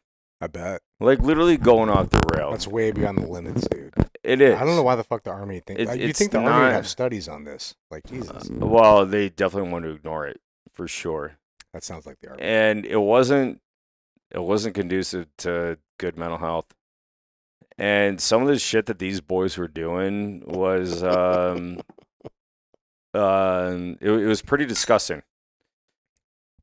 And even the Marine Corps found it so disgusting That's- that they ended up calling CID on us. If the Marine Corps thinks it's disgusting, Right. Yeah. Right. Pissing on bodies. yeah. Yeah. Like, that's cool. Didn't hold This a is cool, candle. but that's fucked up. It didn't hold a candle to a Ramadi hospital and dudes that have been in the country for 14 months. Half submerged bodies in formaldehyde. And also keep in mind, like my unit, my Army unit that I went to Ramadi with, actually goes down in history. And dude, we're all over Army Times Was and it? everything. Fourth ID? First ID. First ID.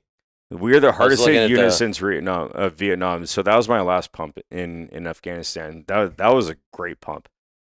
But First ID. first Is that the ID, big red one? Yeah, big red one. And actually, 824 Productions is coming out. There's another team guy My that dad was a helped member of Big Red One. He was co-produce in it. No, so Fort Riley, Kansas. well, so there's well, it used to be Germany, but there's a new Ramadi movie coming out, made by a team guy. I put it up in our little secret fucking chat, but literally illustrates this because Morgan Luttrell actually gave me a patch after saving one of the team dudes off the roof because they picked a mean fight. But either way, like we were all super tight. And we're the hardest hit unit since Vietnam. So we lost 34 guys out of 120. Wow. And it was a byproduct. Out of 15 months? Yeah. Fuck. So 34 guys in 15 months out of 120 dudes. And you're pretty tight with guys at that time. Oh, fuck yeah. You know? That's like losing 35 dudes at a SEAL team. Like, honestly, it's like... I mean, that's like Gold Squadron being blasted out of the fucking sky. Well, I was going to say, like, and I would never equate it to extortion, but, like, it was kind of like our version of extortion. Yeah. And, like, dude, nothing but hat tip and everything to extortion 17. Yeah. But, like, we got our shit pushed in. And now looking back on it, like, kind of rightfully so, you know, because we had shit leadership. And we were in the cowboy days, and also this is right when cowboy days, like ROE was fucking whatever you wanted. If a guy had a cell phone, you could fucking pop his nugget off. Yeah, you know, if you had a shovel, your nuggets getting popped off. Yeah, like you could make any excuse for anything, and no one's gonna come after you. Yeah, that 06, 07 deployment, which, So we got to Ramadi right after fucking Mansour got shot, right? And then, like, dude, my entire first tour, which I got chirped at the fucking VA by a fucking CB faggot. But, like, dude, I worked with fucking Kyle. Don't sugarcoat it. Jocko. I worked with Marcus Luttrell. I worked with Morgan Luttrell. Like, those, like, we only lived with them. Yeah. It was fucking 45 of us. And then Team 3 and Team 5. Yeah. And whomever came through. But, like, we're like, whatever you want, you know? And, like, dude, they had the big old bone frog, like, fucking painted on their, like, thin skin fucking Humvees. Yeah. Picking fights, like, pulling our snipers, pulling our recce dudes, like, pulling me. You know, like I said, I was doing security for Kyle. Yeah. And so once we were in the hospital... Like, we just kind of posted up, and I was SKT, which is small kill team, and so I directly worked with the sniper teams, which is I love that you guys have fucking be direct about it. Yeah, SKT. We're a small kill team, like So I mean, dude, as SKT, like we're fucking putting claymores on a door while like the team boys are upstairs, like doing fucking dad's work. Yeah. And one in the hallway, one up on the roof. Like, we'd pick our fucking 203s and our 249s and our Mark 48s. Nice. Right? And just making sure that, like, team guys can fucking have full autonomy, like, just dropping. Yeah. And if anything happened, like, we're the heavy hitters. And then we'll call in the Bradleys and we can evac. So a bunch of dirty shit happened in the hospital. And it didn't go well, and the Marines weren't entirely too proud of it. So right after this, I go on leave. Right. I finally go on R&R. So I go back home to Tucson. How many months in was that? I was at 12 months. Damn. Before I got... You're a year in country before you get a fucking break. Yeah, so I got to do 12 months in country before I went home on R&R. And, you know, it's something that I'm not entirely proud about, but when I went home on R&R, I actually legitimately got hooked on Oxycontin. And for fun, right? Yeah. Like, literally for fun. Yeah. And... linked up with all my old crew, you know, the shit bags, like all the guys that never left your hometown, anything. And I'm fucking eating Oxycontins every day. And I'm like, fuck, this shit's sick. How does that go?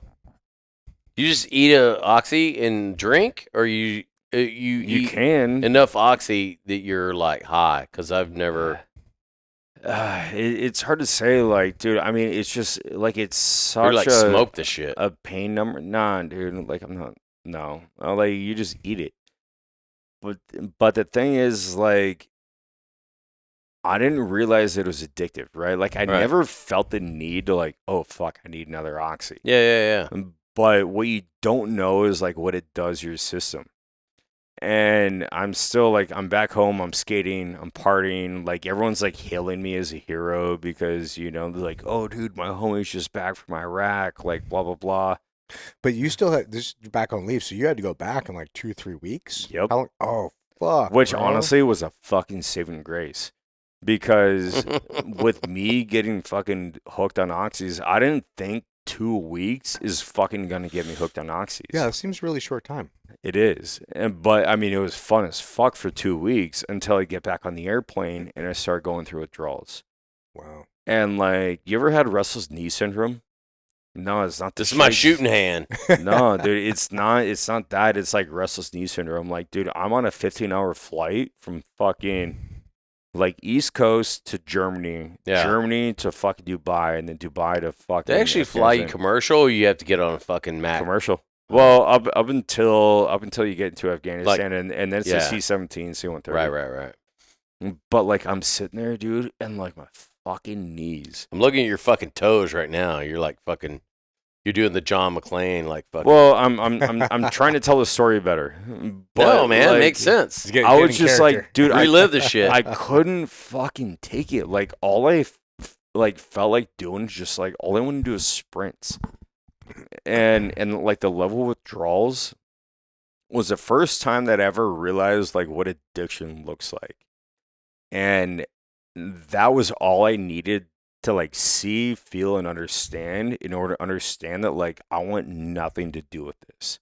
And honestly, I think it's probably fucking saved my life because It's ugly, man. it was so bad. Like, I just realized, like, why do I feel like this? Like, I didn't know why I felt like this. And, like, my knees are just fucking going. Like, I'm going through withdrawals because all I was doing is getting drunk, fucking chicks, and fucking eating Oxycontin. And I finally realized, like, this is addiction. And that was only just a 2-week party favor. Yeah. You know, like, it's not like it went down the wormhole. It was Yeah. just a party favor. And then I realized, and after that, like, that changed me. Like, it made me understand, like, I want nothing to do with fucking addiction. So once you got back in the country, you were like, holy fucking shit. Yeah, I'm like, dude, thank God. Like, I'd much rather kill dudes than fucking eat Oxycontin. Yeah. And so, well, so here's the worst part, right? So I left during the whole hospital days. Right. And so then I get back and they're like, bets. Like, We got something. To what tell kind you. of memory cards do you have? Where are your SD cards? Like, what do you Oh, have? We shit. need to get rid of them right now. Like, the Marines dimed us out and like they're fucking hunting for us, dude. And literally as soon as I got back in country, thank God I Is that had Iraq this or preface. Afghanistan? Iraq. Yeah. And as thank God, like, they prefaced me because, like, dude, I'm the videographer / photographer, All right. and they're like, hide all your shit. I'm like, Raj, and so I fucking ditched everything, Fire pit. and then no shit, dude. My second day in country, like, as soon as I got back to fucking like Ramadi, they were like, CID shows up, criminal investigation department or division. Yeah, it's the NCIS for Yeah, Navy. I've had and a they've few conversations with them too. dude, they Well, fucking- CID Army is yeah, it's like NCIS with the It Navy, is right? identical. They're not like Identical. the fucking. They're not like and the all fucking they are Navy, is just a though. bunch of fucking woke They're ass a bunch of faggots. nerds, dude. They're a bunch Woke of ass fucking nerds. faggots, dude. If you're NCIS and you're listening to this, fuck you. Yeah. I don't exactly. go that far, but No, dude. fuck you. Yeah. And for any of the I'm ones that I've safe. talked to, fuck you. and so I didn't do nothing. I'm 2 days in country, and I get I my don't laptop, my cameras, all my SD cards, and everything revoked. Right. So here's where my story kind of comes like fucking full circle. Is after every DA that we do, you know, like I said, I was stealing panties and underwear from fucking Iraqi Jesus chicks. Christ, dude. And I had a fucking You're green, such a fucking creep. a green laundry bag full of this Well, shit. because there's not a whole lot of space to store shit, too. I'm like, I mean, the CBs made it happen.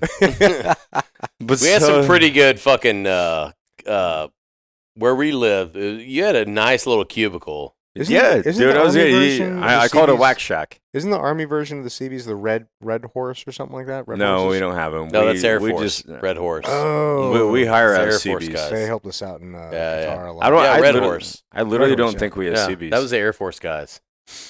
So then we have a CID come in, and we're all like braid rest, like sitting here, and again, I get a fucking.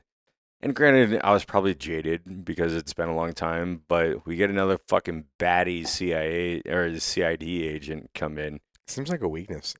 It is like women power is kind of my vibe. Oh, no. And so she Did you vote comes for in Kamala? and she just starts fucking tearing apart my bunk, right? Just like tearing it up, looking through all my fucking shit, like confiscating my laptop, my cameras, and all this shit. And she's like, "What's in here?" And it's my green army bag full of fucking thongs. No. I'm like, you probably don't want to look in there.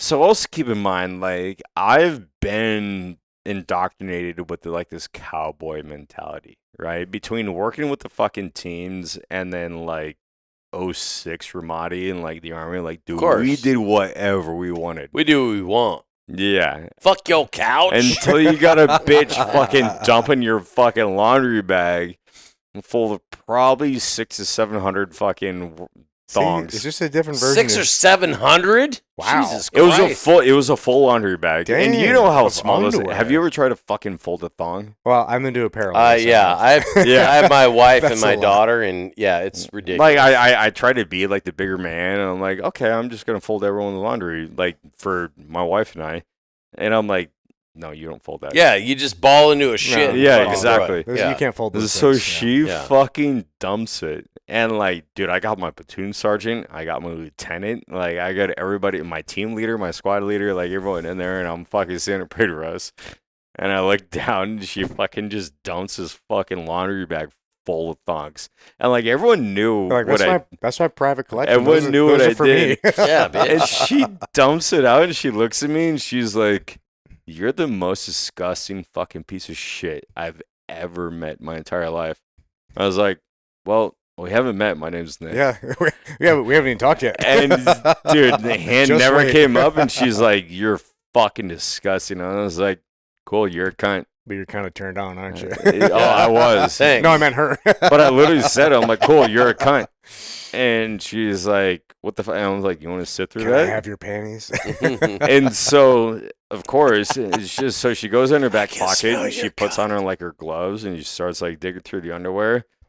And she's like, "So what am I gonna find in here, Mr. Betts?" And I'm like, "Are you gay?" Cottage cheese. I literally just asked her. I was like, "Are you gay?"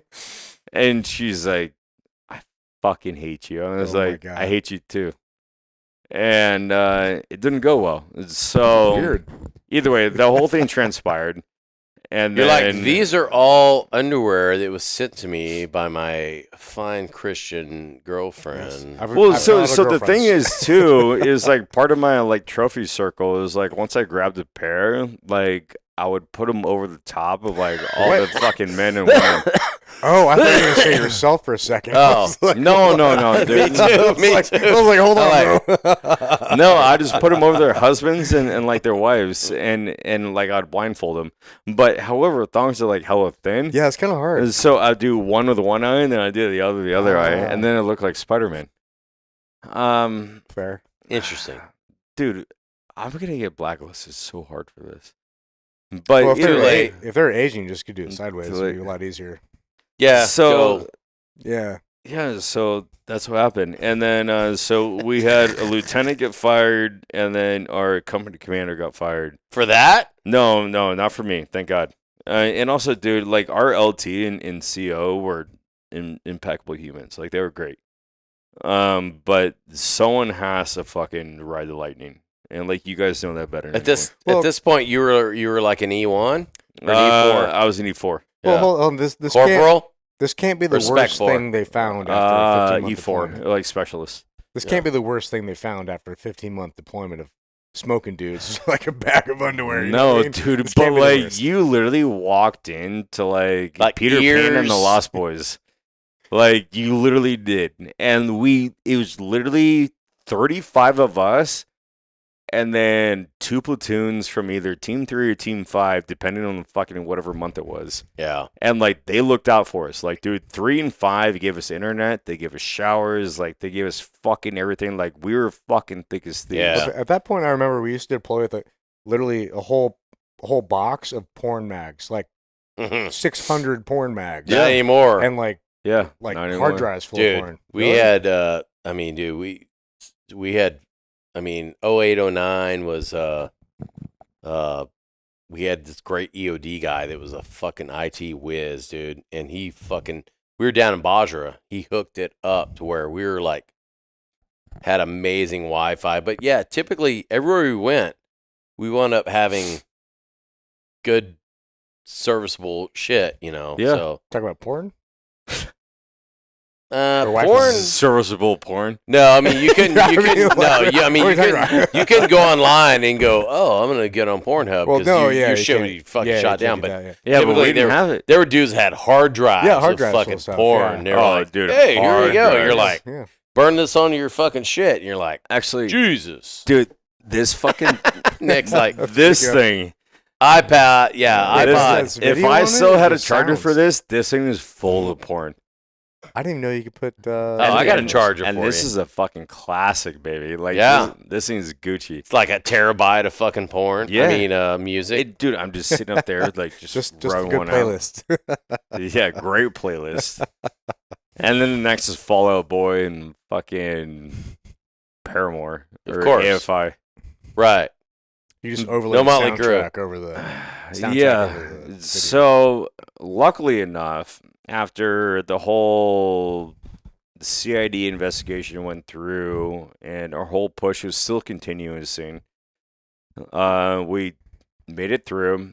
And, dude, it was the largest murder fest I've ever fucking seen. Like, ever.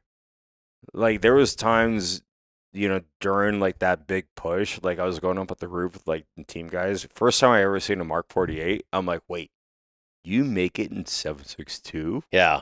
Yeah, Like, yeah, dude. What the fuck are we doing? And Fuck meanwhile, yeah, the dude. team guys are giving us fucking hollow points, like, for our pistols. Like, I've never thrown more hand grenades in my entire life. And never in my life did I think that hand grenades are actually going to be an option. Right? Because They're kind of insignificant, though. I've thrown so many hand grenades in the middle of fucking people, they've blown up, and I look at them and they run away. I'm like, yeah, wait, how? like what the fuck? Like, come on, be more effective.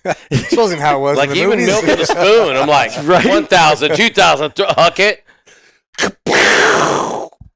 Like in the middle of like And 10 in the movies, motherfuckers, it's a big flame ball, and they all run away. but I'm it's like, not. What the fuck was that? Yeah, Yeah. exactly. Should have just shot him. Oh, I did. Afterwards, Yeah, I mean, and then belt-fed that's machine actually where gun. that one came from. That AT4. Nice. Because like they were literally, fuck, dude, like this whole thing continues on, but like they started like taking over the building because like we couldn't keep them far enough. Like, dude, I was literally just like dropping hand grenades like over the roof, and then we had like a ground guy that was on radio, and he's like, dude, like they're fucking coming through, and we set up a claymore like on the front door. Which is like last effort, right? Yeah, Like if you yeah. gotta blow this dude, then blow it. And he's like, guys, I'm close. And so I just took one of them. I was like, dude, Straight down. straight down. Fuck Like, yeah. dude, this bitch was vertical. Like 2 stories or 3 Yeah, stories? Oh shit! Too. Is that enough time for it to arm? Room for it to arm? Oh no, it checked out. Oh, I guess so. Yeah, it Let's worked. go. And they were just like, boom. And like this guy's sent, and he's like, oh, fuck, Just dude. bodies. He's like, we need to get out. And I'm like, yeah, Raj. But yeah, that was a pretty tumultuous time. Sounds like it. Holy shit! Good so, shit. Yeah, that's that.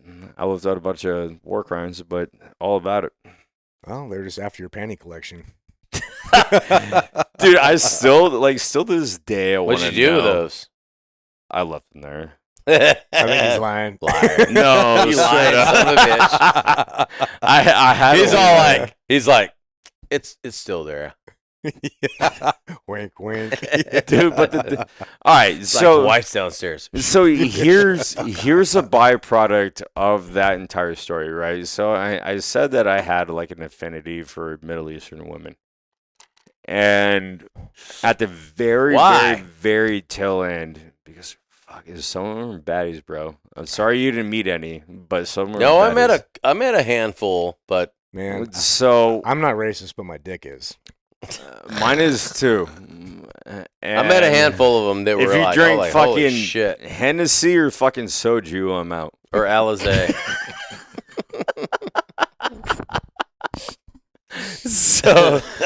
So here's where I learned my lesson. Is it was literally like month 14, like leaving Iraq, and we were just doing fucking gate guard shit and just kind of like dwindling down everything. And we were patrolling through this fucking village, and I was in a turret, and I was like, dude, that bitch, she's bad. I wonder if I can steal her panties. And so, fast forward to our next patrol through, her dad saw that like she was giving me eyes, and so I come through, she's giving me eyes, and her dad sees it. Were the eyes all you could see? Yes, literally. Was she in a burqa?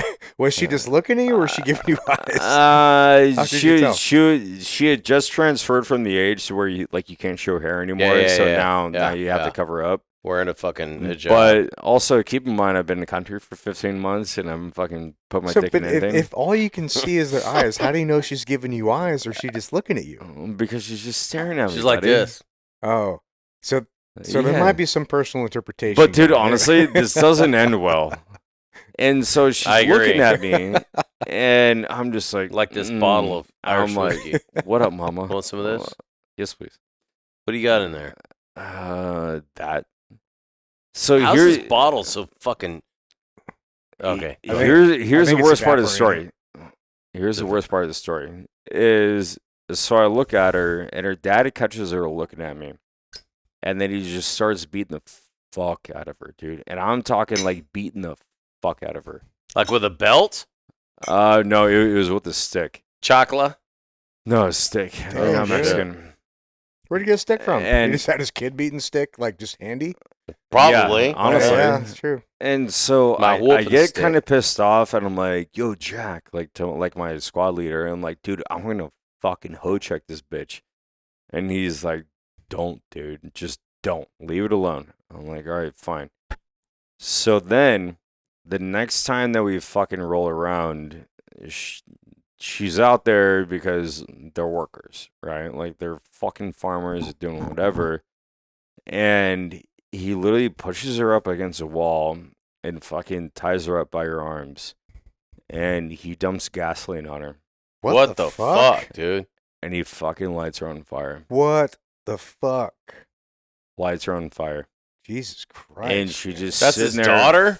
What Yeah. the fuck, and dude? she's What a sitting fucking there piece of shit, dude. fucking screaming, dude, as anyone would. I guess she was making eyes at you. And I asked Jack, like, Sorry. What a dick, dude. That's some fucked up shit, though. To I see mean, somebody honestly, burned alive, dude. Honestly, it changed me. Like it fucking changed me forever. They're fucking savages. Like even over there, now, dude. like I'm like borderline emotional about it because I'm like, fuck, Yeah. you would have been a fucking great wife.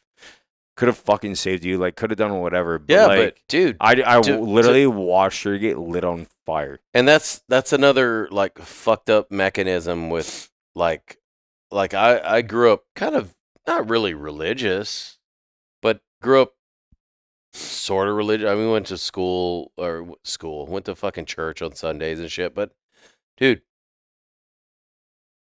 if the world never had any religion, and it's fucked up that I say this, if the world doesn't have any religion, there There'd would be a lot probably less be dead people. a lot less fucking fucked up shit. Well, yeah, more people would die in the name of God than. So now, Yeah, imagine I mean- being fucking 19, dude, and watching this shit, and after everything, right? Like this is like month 14. Like we're already like turning our ammo and like putting our vehicles on fucking trains Dude, and that's like doing heavy, whatever. man. Fuck. And then watching this, dude, and like she Watching some chick, was she like crucified? Basically, she's like tied yeah, up. yeah, dude. So like her hands and arms like on ropes are fucking strung So from this like dude one burns corner- this fucking chick in front and, of you guys. and he wanted to do it in front of me to like prove a point.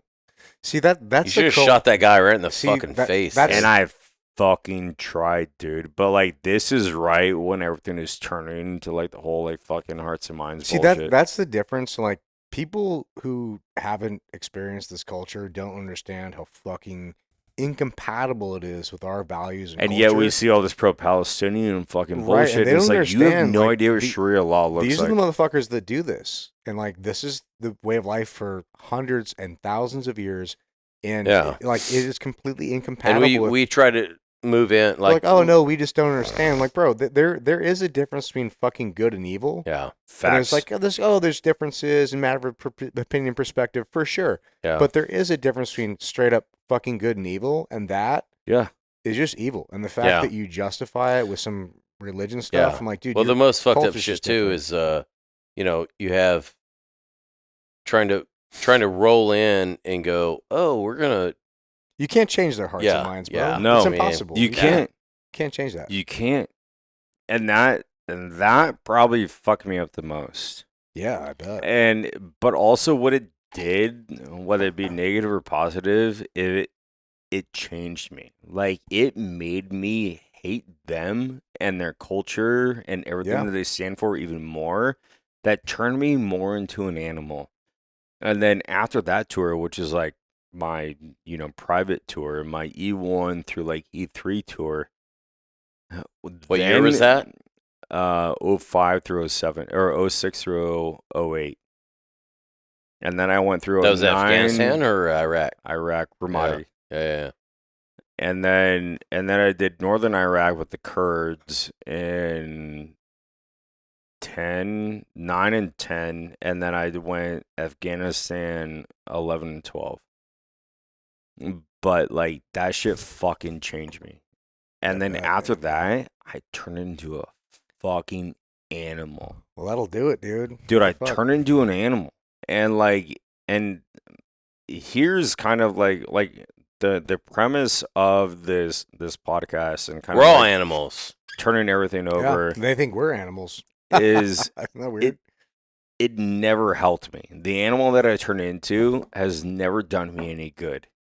Right? Because all I wanted to do was just fucking murder Do you think people. it kept you alive at certain points, though? It was absolutely necessary then. Right. But the hard part is no one tells you how to alleviate it or how to Right. fucking put it away when you're out.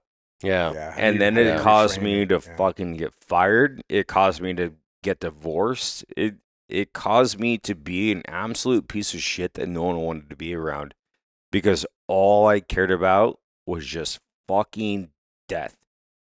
And that's the hardest part about transition of the military. No, you're 1,000% right. Because I didn't realize I was the same way. I would do deployment after deployment after deployment, and I thrived on it because I felt I felt a fucking well, so I did 03, 04, 05. They sent me to SQT. I was in a SQT 05 to like 07. But during that time, they go, hey, we're not doing a winter class. They're like, anybody want to do anything crazy? I go, dude, yeah. I went downrange with SEAL Team 5, my fucking 2 troop. And so, September to like February. September 06 to like February 07. I'm like, dude, let's get after it. And I was in Habbaniyah. Was that the one that Habbaniyah's- Sowers was in? What's that? Was that the one that Sowers was in? Mikey was in one troop and they were in Ramadi. Oh, Yeah. So that's same Mike shit. and I were instructors at third phase, and he got out. So that's the platoon that I tried to go augment. Yeah, they wouldn't let me go. Yeah. So it's fucking crazy. I'm like, you know what? I just chased it, dude. I Yeah. chased death. Like, and I was so okay with dying. Like, I didn't care. And all I wanted to do was just stack up a body count. And, like, the more I cared, like, the more proficient I got, the more schools I went to, like, Yeah. the more everything, and, like, the better positions I got in for, like, lucrative, like, body counts. Mhm. And what I realized is, like, when I got out, dude, like, none of that is transferable. And Right. honestly, like, you're fucked. Like, you are so fucked in the head. You know what I do not value human life.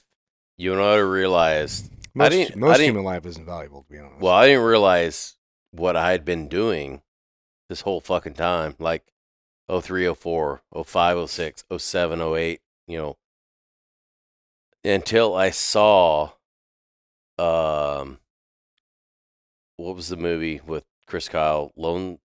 American Sniper. American Sniper. Which I thought could have been done better. I thought the movie could have been way Honestly, better. it was a trash movie. Yeah. However, what's his name played a perfect fucking Chris Kyle. And like, dude, I was what's his fucking name? boys with Chris Kyle. Chris Like, was awesome. So he was Chris 3 cool. Charlie. I was always fucking 5 Charlie. So we'd always roll in, and we always relieve those cats. Yeah. Not to say that every platoon would always relieve the other, but like in Rawa, and anyways. So the weird instance was when I'm watching that movie, and I took my wife and my 2 boys. I don't think my daughter was born at the time. When did the movie come out? Probably 12 maybe? So Chris died in like 12, I think. So probably like 15, 16, Yeah. if I had to guess. Yeah. So I don't think we brought my daughter, who was born in 2009, but weird fucking shit. We're sitting there watching the film, and the fucked up thing for me is when I think he was at like a birthday party or some shit, and he's watching shit on like TV, and what's his wife's name? Taya.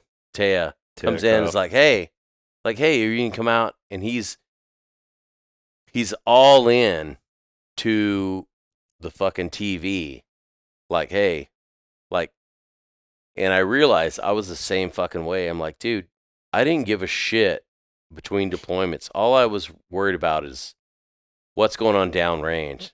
And it was the same shit with him. He's like, what's going on downrange? And it's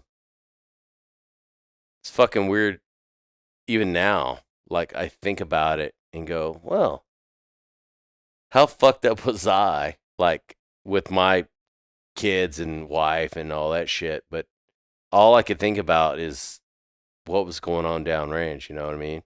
It's it, dude. Like, that's your life. That's survival, though, man. I mean, that's kind of implied that like that's your position.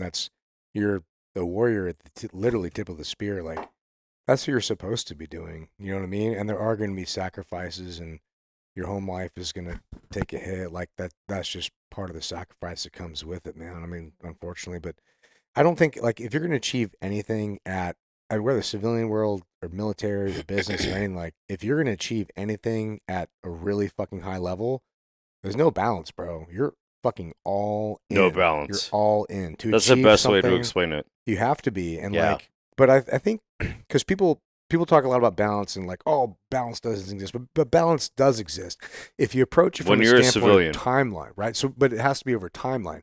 So when you're in these moments, like, dude, you're pegged. It's like 99-1, 99-1, 99-1. It's always this. Yep. But it looks different over a week, a month, a year, a lifetime, a decade. And there are Yeah. seasons to your life where you're like, 1000%. yeah, seasons to your life. Luda, I'm 90 to 90% fucking pegged. Like my first marriage, didn't go well, ended badly. But also too, I wasn't the best husband. I was always with the team, sewing my own fucking gear, looking to shit. I was like, I want to be the best fucking team guy ever. And this is before a war was even going on. This is like Right. 99. You know what I mean? There's nothing going on. And that's how it was in Yeah. I'm the Yeah. airlofter like 9 at night, sewing my own fucking H gear. You know. I mean, so yeah. I went to rigger school just to learn how to fucking yeah, sew. dude. Yeah, and like, so could I have been a better husband? I mean, I wasn't a piece of shit husband, but at the same time, it's like I definitely wasn't there. You know what I mean? Yeah. But there are moments in your life where that was my focus. I wanted to be the best new guy I could be. I wanted to be the best SEAL I could be. And that requires a fucking sacrifice. But at the same time, it's like, dude, as your life progresses, things look different as you get older, man. You know, like we're all in our 100%. 40s and 50s now, Yeah. and it's like you see the world differently. Your relationships become more important. Everything becomes magnified. And We've can dropped see our things. ego a bit. Yeah, and it's evolved, and you can see the world through the context of an older man, which I think is probably more accurate context. And some things you realize, you look back, I'm like, man, I should have been more of a savage. I should have been less fucking accommodating. And also you look at things to like, you know what? I really shouldn't have been such an asshole in this situation. I could have been more empathetic. Mhm. But would you have been of good as an operator? That's the crux. can't. No, It is. that was a that is sacrifice crutch. that was required. You can only That is have the one. crutch. That is Yeah. the You crutch. can only have Yeah, one. that's the You can't have your sacrifice. cake and eat it too, Yeah. dude. Yeah, there are moments Either in a your life. fucking hitter Yeah. or you're a family man. The- But you can't have both. Well, there Yeah. are moments in your life where you have to sacrifice everything to achieve a goal. And there are also some times where, like, if your goal is to save your family, maybe you need to sacrifice your career or your other things or whatever happens to be. That's why I think every Yeah. team dude or any SOCOM, JSOC guy Yeah. needs to be single.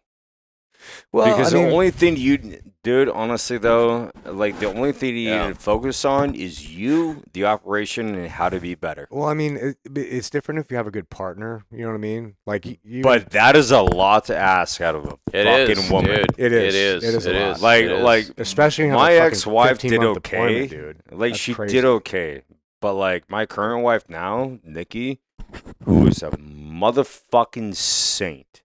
That woman cannot be a military spouse. I know that for a fact, and like we can read it, right? Like you can Yeah. either do it or you can't, Yeah. Yeah. and she can't. And honestly, that's like fine, I 'Cause think you don't need her to be now. fucking whomever to this Yeah. day that like I'm no longer a service member and I can devote my entire time to you. Because before, like, Wait, but can you? yes, dude, because I went through a fucking 4-year divorce, right? And I remember like, dude, I hate my fucking ex-wife. I really do. But after like the official divorce decree was signed, like Now you're friends? no one else is gonna like this, but I called her, and she answered, and I was like, "Hey," I was like, "So we're done." She's like, "Yeah, we're done." I was like, "Well, What are you if wearing? If you don't mind, Got spare panties? you're such a douche." Send me some fucking used panties, please. Nah, I just said like I got like I'm sorry, right? Because like the shit that I put you through, right? Because even when I wasn't deployed, and Army deployments are fucking 12 to 15 months, right? But also Dude, like you I was guys in a getting specialized fucked. unit. That's hardcore. Butt So fucked, like dude. I am gone. Like recon school, 9 Yeah. months. Sniper school is 6 months. SEER school, 4 months. Like it just keeps on Even going. when you're home, you're not home. Yeah. No. And I was Yeah. like, honestly, I do not blame you for Yeah. leaving me. Well, these are the Like, things you I'm- recognize my later in bad. life. Yeah. Yeah. Like, dude, I had this 300-foot gaze where I'm like, fuck. Like, Yeah. my bad. Like, yeah, you're still a cunt. Oh. But But I get it. you but know? I Yeah. get it. Yeah. And honestly, you deserve better. Why'd you guys get divorced? We just turned into different people, man. Oh, we did. When did you right? meet? Is she German? 4th grade. Oh, Fourth grade? Jesus Oh, shit, fucking man. Christ. We met in the Yeah, 4th wow. grade. We got married after I mean, she that can't graduated fucking college. end well. Yeah, we met. Well, we got back together after she graduated college, and I was probably like an E3, and we just changed. 2005? 2010. 2010. Wow. Yeah. All right. And 2010 is when like all I gave a fuck about was the military, right? Like I Yeah. volunteered for SEER. It wasn't even like it was optional, and I'm like, You guys didn't nah, have to go to SEER? let me go to SEER. And You're a I went glutton to for SEER, punishment. then I went to JTAC, and then I went to snipers, and then I went to recon, and then I went to JFSO, and then I went to fucking What's Safari. JFSO? Uh, JFSO? it's kind of like the DA U.S. Army like school for like CQC. Okay. And I Not just Sephardic? Sephardic is snipers. Okay. Okay. Sephardic, I Uh, thought Sephardic was CQC for Army. There's actually Green Berets. They were. I mean honestly I'm drunk, so I Oh. could be I I don't could know. be mistaken matter. it, but in What are we honestly, at? Don't hold me accountable. 48. But we got to do all the fucking 2 cool hours. guys schools. I went to fucking Mountain Warfare, where like, dude, I'm literally Where's Mountain Warfare? Fort Carson, Colorado. Ugh. And I learned how to Gross. fucking build igloos and like packing That's cool. donkeys and like doing all this shit. But then You I say went to, pack a donkey? yeah, no, dude. Only You're if they were such in a panties, seal. though. But no, just like how to load a donkey. Yeah. Let's pack this donkey. and then sleeping in an igloo and like learning how to do all that shit. So Yeah. like all like the cool guy shit, but without like the Green Beret or the CAG or the Ranger Bat, like the selection shit. All the quals without. the So logo, I was yeah. in like this like hybrid unit where they wanted us to be able to do DAs but also recce missions. Like kind of like this like full entendre. Did you say in tundra or entendre? Entendre. It's a combo. You wouldn't know it. Are you a man of words? Are you questioning the legitimacy No, of I this? think the Irish whiskey is taking its toll. I'm like, so. So you Yeah, should have got some English whiskey. Or Either I did all English that, would have dude. been better. English whiskey versus Irish whiskey. but I was never home, dude. I was never home. No, I hear you, man. And then when I got out, I'm like and- this. I'm like, and then when I got out, all right. So here's my bitterness: is she had a $140,000 degree from fucking an LA college, and wasn't making more than fucking $50,000 a year. I'm like, well, guess what? That's not You're like, fucking hurry paying up. the bills in San Diego. Yeah. And so fuck you. yeah. Like fuck you. Well, too bad you got rid of those panties, dude. You could have sold them on eBay. That For mean like some right money, dude. price. Honestly, I U.S. Army. I should have what wholesaled do you them call in those? fucking Japan. U.S. Army. Authentic. What's it called? Authentic Not kosher, but what's the when they're Muslim? halal. Yeah, authentic halal panties. Halal panties. Oh, Jesus Christ. Yeah. Fucking Fucking disgusting. pig free. Oh God, Halal, cottage free. we are heathens. We are heathens. But yeah, learn a mean lesson. And, Yeah, man, that's wild, dude. Now I know what not to do. Yeah. Right? Like literally. Yeah. Now I know what not to do. Now I know how to be the best husband I can be. Now I have had myself hoe checked by psychedelics in order to Really? Oh yeah. Where'd you go? So I did ayahuasca up north with Heroic Hearts Project, Okay. which is actually something that I definitely want to plug. Heroic Hearts Project. Ran by an individual named Jesse Gould. He's a former 275 Ranger bad guy. I also work very closely with Marcus and Amber Capone. Yeah. Marcus being Vets. Dev Group boy. Did you do that? Vets. Down in So I'm set to go in March. oh God, dude. Yeah, and I'm ready, dude. I am. Are you gonna do it? Fucking A, I am. Have Because you been down there? I've heard good things about it. Well, so I I'm never, ready, I and never got to go to combat. So I've, hurt some people's feelings, but I never got to actually kill anybody or do anything combat related.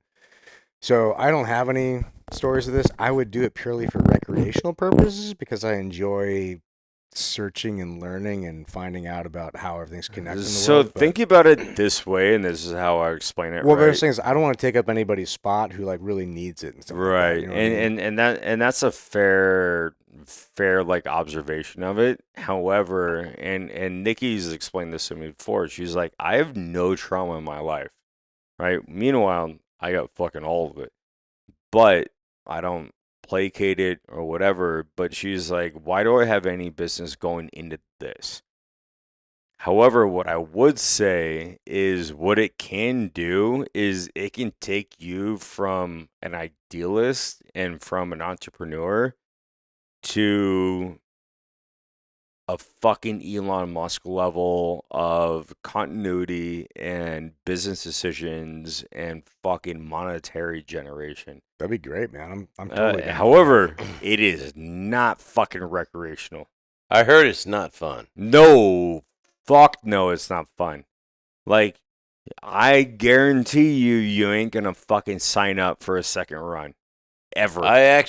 I know 3 people that have signed up for a second run. I'm like, Yeah. why? And also, Yeah. I mean, Team also, guys. Of there's course. some guys Gluttons like for us that are punishment. like gluttons for punishment, right? Yeah. So, like, Of course. I do know Sean Ryan, and then Chris Fettis, who's also another damn neck Yeah. dude, Yeah. and the list goes on. But like Gallagher's done it, Luttrell's done it. Like, I Yeah. mean, you can go down the list, and it literally changes you fucking overnight. See, that's what I'm afraid of because, like, I'm pretty I'm fucking the same happy way. with where I'm at. I'm like, I don't really need to change. And, well, but the thing is, like, too, I might turn gay all of a sudden.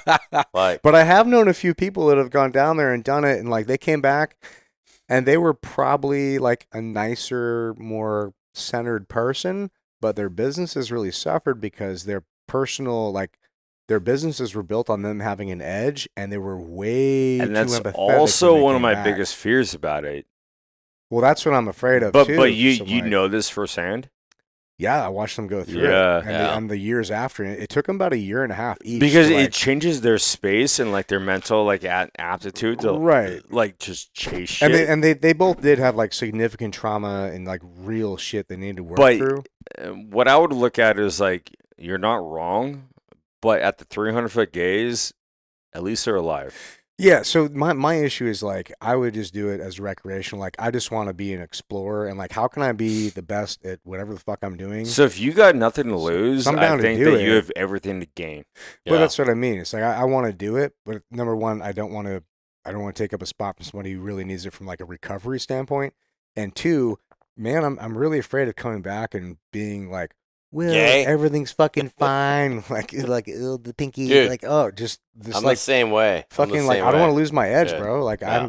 I Dude, I really, thought the same thing, because right? I did lose my edge before, and I went too fucking soft, and it almost cost me a whole fucking company, bro. I know. So I don't ever want to go back to that. And when I was working with vets, and nothing but high praise, but they brought over an individual that they wanted me to interview for, their own work, and he was a CAG dude. And he sits down and talks to me, but what was weird to me is they're like, yeah, but he doesn't drive a car anymore. I'm like, wait, what? Like, he can't drive down to me? And they're like, no, like, can you pick him up? What was his reason for that? So I asked him, and I was like, why don't you drive anymore? He's like, driving around here just pisses me off. Fuck you, nerd. No. Dude, I know, I get it. I literally But like, like that shit, like, dude, I I'm want to like, murder. come on, dude. I want to like, murder I don't, motherfuckers every day. I don't want to fucking relinquish But- like my driving abilities I by fucking deal doing with this. it. You know what I mean? I deal Yeah. with it. Right. Like, So also, you should be better than that. right. Like, get over it, Right. dude. Stop being a bitch. Are we just gonna let the world overpower you? Like, well, I just can't. I just Well, driving triggers me. Like, now Dude. you're turning into a blue-haired yeah. bitch. Dye your fucking hair blue, bitch. And I'm like, come I on. don't want that. Yeah. No. So, But like, that's exactly what ah. I'm talking about, Yeah. though, dude. Where they're like, Yeah. I'm just so in tune with my real self. I'm like, Yeah. well, maybe your real self is a bitch, dude. Yeah. However, 1000%. like, my reason for 1000%. doing it is Yeah. because, like, legitimately, and being fully transparent here, it's like, I fucking drink way too much. Like, I really do. I don't believe you. Can I stop it? Can I do it? Like, yeah, I can do all of it. However, our city does not fucking exacerbate fucking sobriety. Well, for what it's worth, I think you drink just the right amount. Yeah. I Well, mean, Where are we at like, right now? Where are we at? Oh, timeline? Well, total. 57. Well, that's the Yeah. second total Yeah. for right now. We're Yeah. at 217. 57. All right. 217 for the So whole let's thing. Wrap close it. this out. Yeah. Yeah. Do you want to end with your one of your stories? Do you want to wrap it up? The whole I would thing? love to end I with one can't of do your it in stories. 3 minutes. You're fine, We can dude. always We chop can it go up. over. Yeah. You're fine. But we still need one of yours because We can- we have both of ours. Yeah, we I can- thought we were. Channel your inner Joe Rogan and let's pull Yeah. pull I thought pull we a already full fucking did story. this with the We're fucking not beholden to a time frame. stepping on the We're not beholden to a time flap frame. of skin. Oh, What are I you will on probably cut? keep that in. I don't think we're cutting that, are we?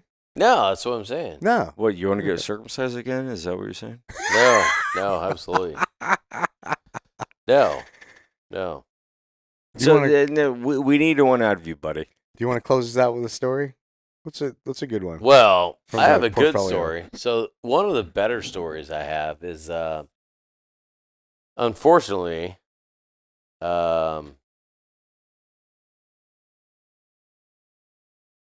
What's the theme of it? well, shit, I'm trying to remember his name. Fucking Is he a team guy? Well, good thing you don't need team names. guy. Yeah. So we were at a wake at this point, and I was hanging out at the VFW. Unfortunately, there was a guy who had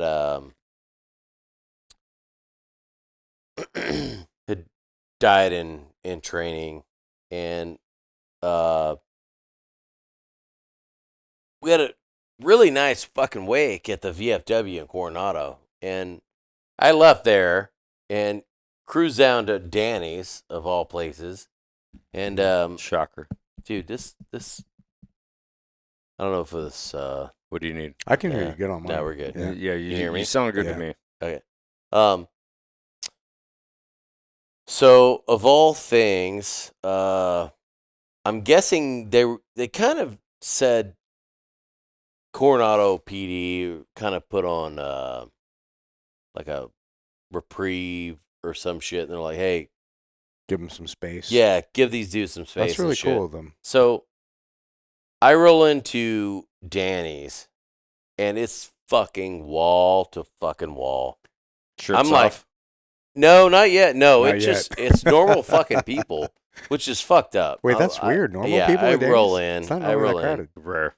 and it's this wake. And I go in there. I finally fight my way into the fucking bar, and I'm like hanging out. I'm like, all right. There's probably 2 or 3 bartenders, probably 2. And it's like, you know the deal. It's like, They're always 1 or 2 shorthanded. Yeah. and the Sign- dude beside me sign is like, language to get yeah, you a the dude drink, yeah. beside me is like, hey, he's like, he's fucking around. I'm like, somebody gave me like a shot or some shit. So I'm like, okay, I'm not like pissed off. It got to the point where the dude beside me is like, hey, I'm like, and I look at him like, dude, fucking relax, bro. Yeah, Like, calm your tits. they're fucking, It's awake. as- They're busy as yeah, fuck. as Like, relax. far as the eyes can see, it's like fucking team guys. Yeah, you're not the most Yeah. important motherfucker Yeah. here. Relax. So I'm sipping my fucking drink somebody gave me, and I think somebody else actually gave me like a fucking vodka soda or Give some you shit. a I'm calmer. like, oh. Finally, I'm like, Hey, Cool. serve up on this vodka soda. yeah, a little yeah, tranquilizer yeah. while you wait. So It's at not some a point, shot. so this dude, he fucking hucks a shot glass At the bartender? at the bartender. Oh, and that's I'm like, not a dude, good what move, the bro. fuck? And so I'm like, bad idea. Yeah. I fucking, Especially in your left hook range. dude, well, I'm not a lefty like Mo. I fucking punch this dude right in the fucking face, which I might have been a little bit fucking inebriated. Well, still a solid choice. I didn't knock him out. He fucking headbutts me right in the fucking face, dude. Ow. Yeah. I take him to the fucking ground, and I I literally knee the fucking shit out of this guy as much as I could till finally there's another team guy that pulls me off of this guy. He's like, dude, you're going to kill him. I'm like, I know. Yeah. Point. So we Yeah. fucking grab this dude, me and this Master Chief. It's fucking funny. We fucking huck this dude. We use his head to open the fucking door Just to like in Danny's. the movies, We dude. fucking huck this dude Nice. out By on the belt fucking buckle, dude. out on the That's awesome. fucking sidewalk. Beat it, nerd. And we're sitting there. Yeah, beat it, shitbird. We're sitting there. And then both of us are looking at each other like, fuck yeah. We look down towards Clayton's. And there's 2 fucking cops. Well, these cops were, different story. These cops look at us and then they just turn and walk away.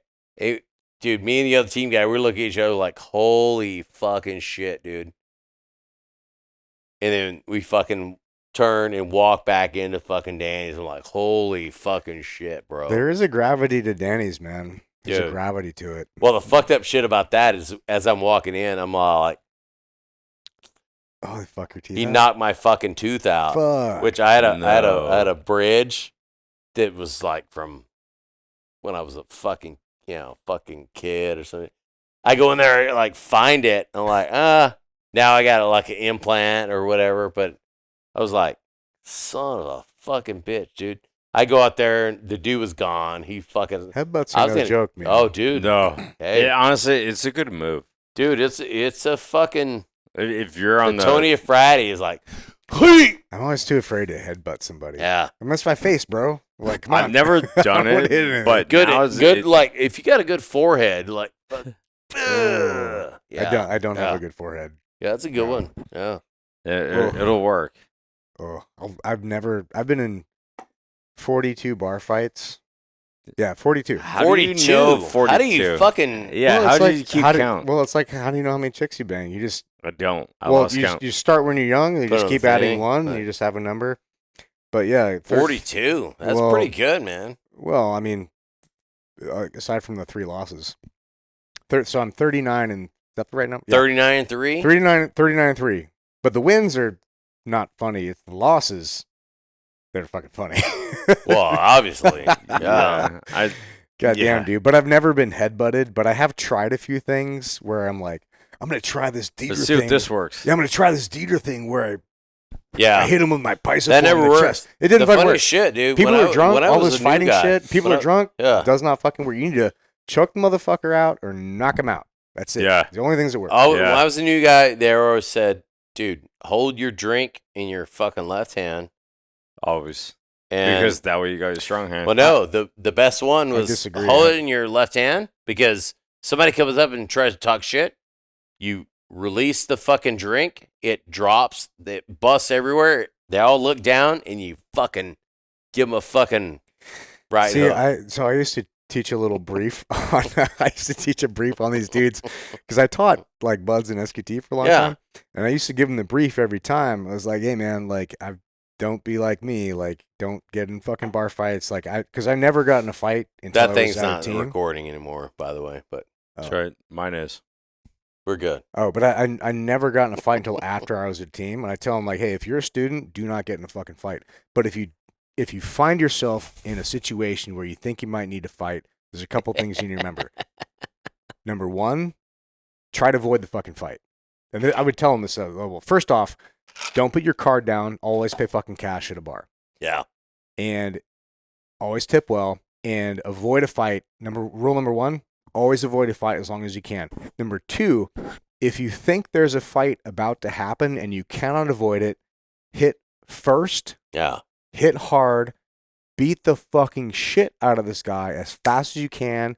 And step number three, run the fuck away. 'Cause Get you away. already Get away. paid your Right tab. away. Yeah. Right That away. Yeah. saved my career so many Yeah. fucking times. Yeah. dude. Absolutely. So many fucking Yeah. times. And hopefully that advice, Yeah. which Get away. I'm sure Get the away. students never fucking took, saved some of their careers too. Dude, and I've gone through like kind of like the sketchy like combative schools, And Some of them are real. The out of school we have now is things that fucking I've good, fucking dude. learned is Man. like, dude, throw punches, See, I tried that one time. busting ears. So I tried to throw punch on a 6'6" naked dude in Africa one time, and it did not work. I had to grab his dick to win the fight. That's a Dude. different story. But though. but did you like go Hawaii. wide open Yeah. and like into the jugular? See, that's what as I was punching him, I'm like, do I punch like this? or no, like no, this? you go wide. Oh, see, I didn't think I was gonna break my. You go thumb on wide. that. That way you can't miss. So I was thinking Because like this. you can miss. and You're then gonna the do full- that. Me I and did the Tage full got our fist and asses just- kicked in Hawaii by a dude You and Tage. like 6'6". He fucking punches dude fucking as hard as he could in the face. Tage is surprisingly not a good He fighter for threw how it good he as, is. no, he's a great fighter. Really? I mean, No, I dude, saw him get his ass beat by like a fucking dork one night. was he drunk? Yes. Well, there's also a difference between the MMA fighter and a dork. Well, I have got my ass beat a few I've times. seen so Me Tage too. fucking like knock motherfuckers out like That's true. and Mike Moria. I've seen Yeah. so many fucking dudes He's a go, beast. one hit. I go, Jesus. I'm like, Ouch. Yeah, like Yeah. oh, Well, that's why you got to come hit on. first, man. Yeah, it's Exactly. true. Although Yeah. the last True. fight I lost, dude, Agreed. I had to call my Agreed. wife to pick me up, and I had, dude, it was so embarrassing. I had to call my wife to pick me up, but I was so embarrassed to tell her what it was. I was like, never mind. And I was walking around. I must have like almost got my jaw broke because I woke up the next morning. yeah, And you're like, dude, I look like Thanos, bro. Like my chin was so fucking No big. way. I gotta find a photo of it, dude. I was like, Yeah, wow, this is dude, like. yeah. So that was like, I think maybe the last fight I got in. And I was like, yeah, I probably shouldn't be fighting on the streets anymore. Last fight I got in was I was like, I beat the shit out of this guy, and literally, I had to go find my fucking prosthetic tooth in Danny's. All right, guys. So, moral of the Love it. story is go for the jugular. Hit first, Hit first, hit hard, run away. Like hit cash. first and be drink a feet. lot of whiskey. All Wipe right. out. So, thanks, boys. Yeah. Episode 3. Yeah, man. Here we go. This In the episode books. 3 or 7? Peace. So, well, hold on a second. If you guys are listening and you haven't subscribed yet, you're a bitch. Fuck you. Yeah, so you like, you get subscribe, the best and worst of us. and tell the the comments. best. Like, tell the comments. Tell us how shitty you are. Tell us how stupid we are. And tell us your own fucking stories so we can fucking chat about them and connect with you guys. Yeah, and tell us what you want. Like, tell us what exactly what 'cause- Ryan said. Tell us what you don't like. Tell us what you do, and we'll rectify it. Yeah, because this episode has been a little deviation where you're like, hey, this is like the kind of funny bar fight stories. Like, hey, there's some really deep stuff that we're talking about here. Like, really deep stuff in combat, coming back. Like, how do you reconcile that with like your family and everything? And we're like, how do you do that as an adult? You know what I mean? When you're not brainwashed from like that moment that you have to be brainwashed to do the job, and like, how do you view these things later on? So I think it's important that we frame these stories that we tell with also the context of how we are now. It's like Yeah. we're all adults, we're all married, working on kids or have kids, and like the world looks different when you're older. The world looks different. It When you're an does, older man. and it changes your perspective. Yeah, it really does. And not that I would change a whole lot of what I did, but I certainly could have done a lot of it better. I could have Yeah. made a lot better moves. I'd be a lot wealthier. Well, that too. Yeah, that's a whole other thing. Yeah, but thank you guys for following along on this. Please like, subscribe, tell us how much you have a better story. We would love to fucking hear it. Peace.